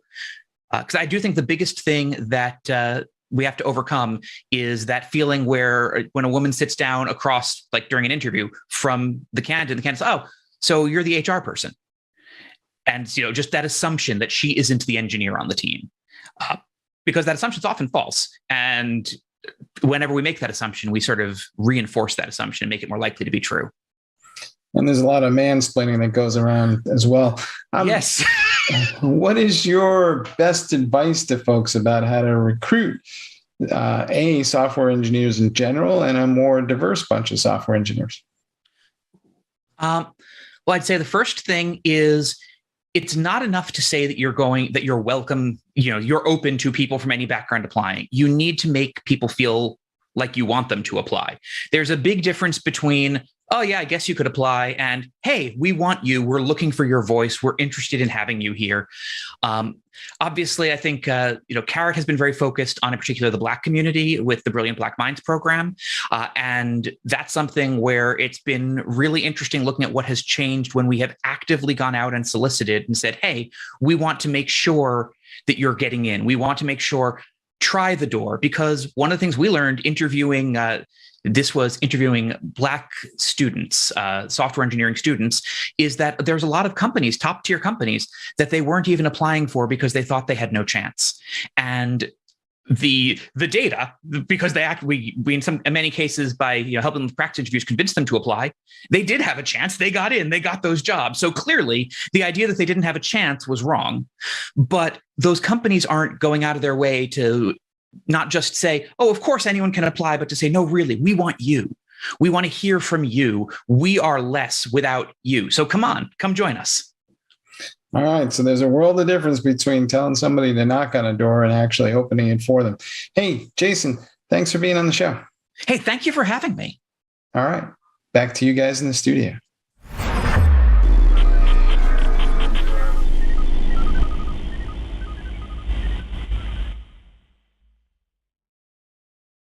Looking for a live conference focused on the tools, technologies, and practices most important to your business? Innotech conferences are live one-day business and technology conferences highlighting the latest in trends for IT leaders, developers, and IT professionals. Each event combines education, innovation, peer-to-peer networking, and the latest technology and business solutions for a diverse IT-focused audience. Innotech conferences occur throughout the year in strategic regional locations, bringing together technology professionals from various industries to learn about the solutions, practices, and tools impacting their day-to-day work and gain insight into what's to come. Presenters at Innotech conferences are selected and curated to ensure each session provides the most up-to-date and relevant information without any hype. Whether you're interested in digital transformation, cybersecurity, cloud, IT leadership, or DevOps, Innotech conferences deliver. 2022 events are scheduled to be held in Austin, Dallas, Oklahoma City, Houston, and Washington, D.C. Innotech conferences are produced by Techstrong Live and powered by Techstrong Group.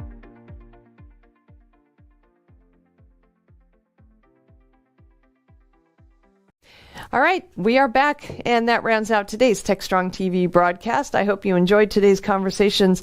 There are a lot of really, really interesting topics on today's show. I hope you enjoyed all of them. Just a reminder, we've got Innotech Austin happening this week, Wednesday to be exact, in Austin, and we have a day-long IT conference live in person.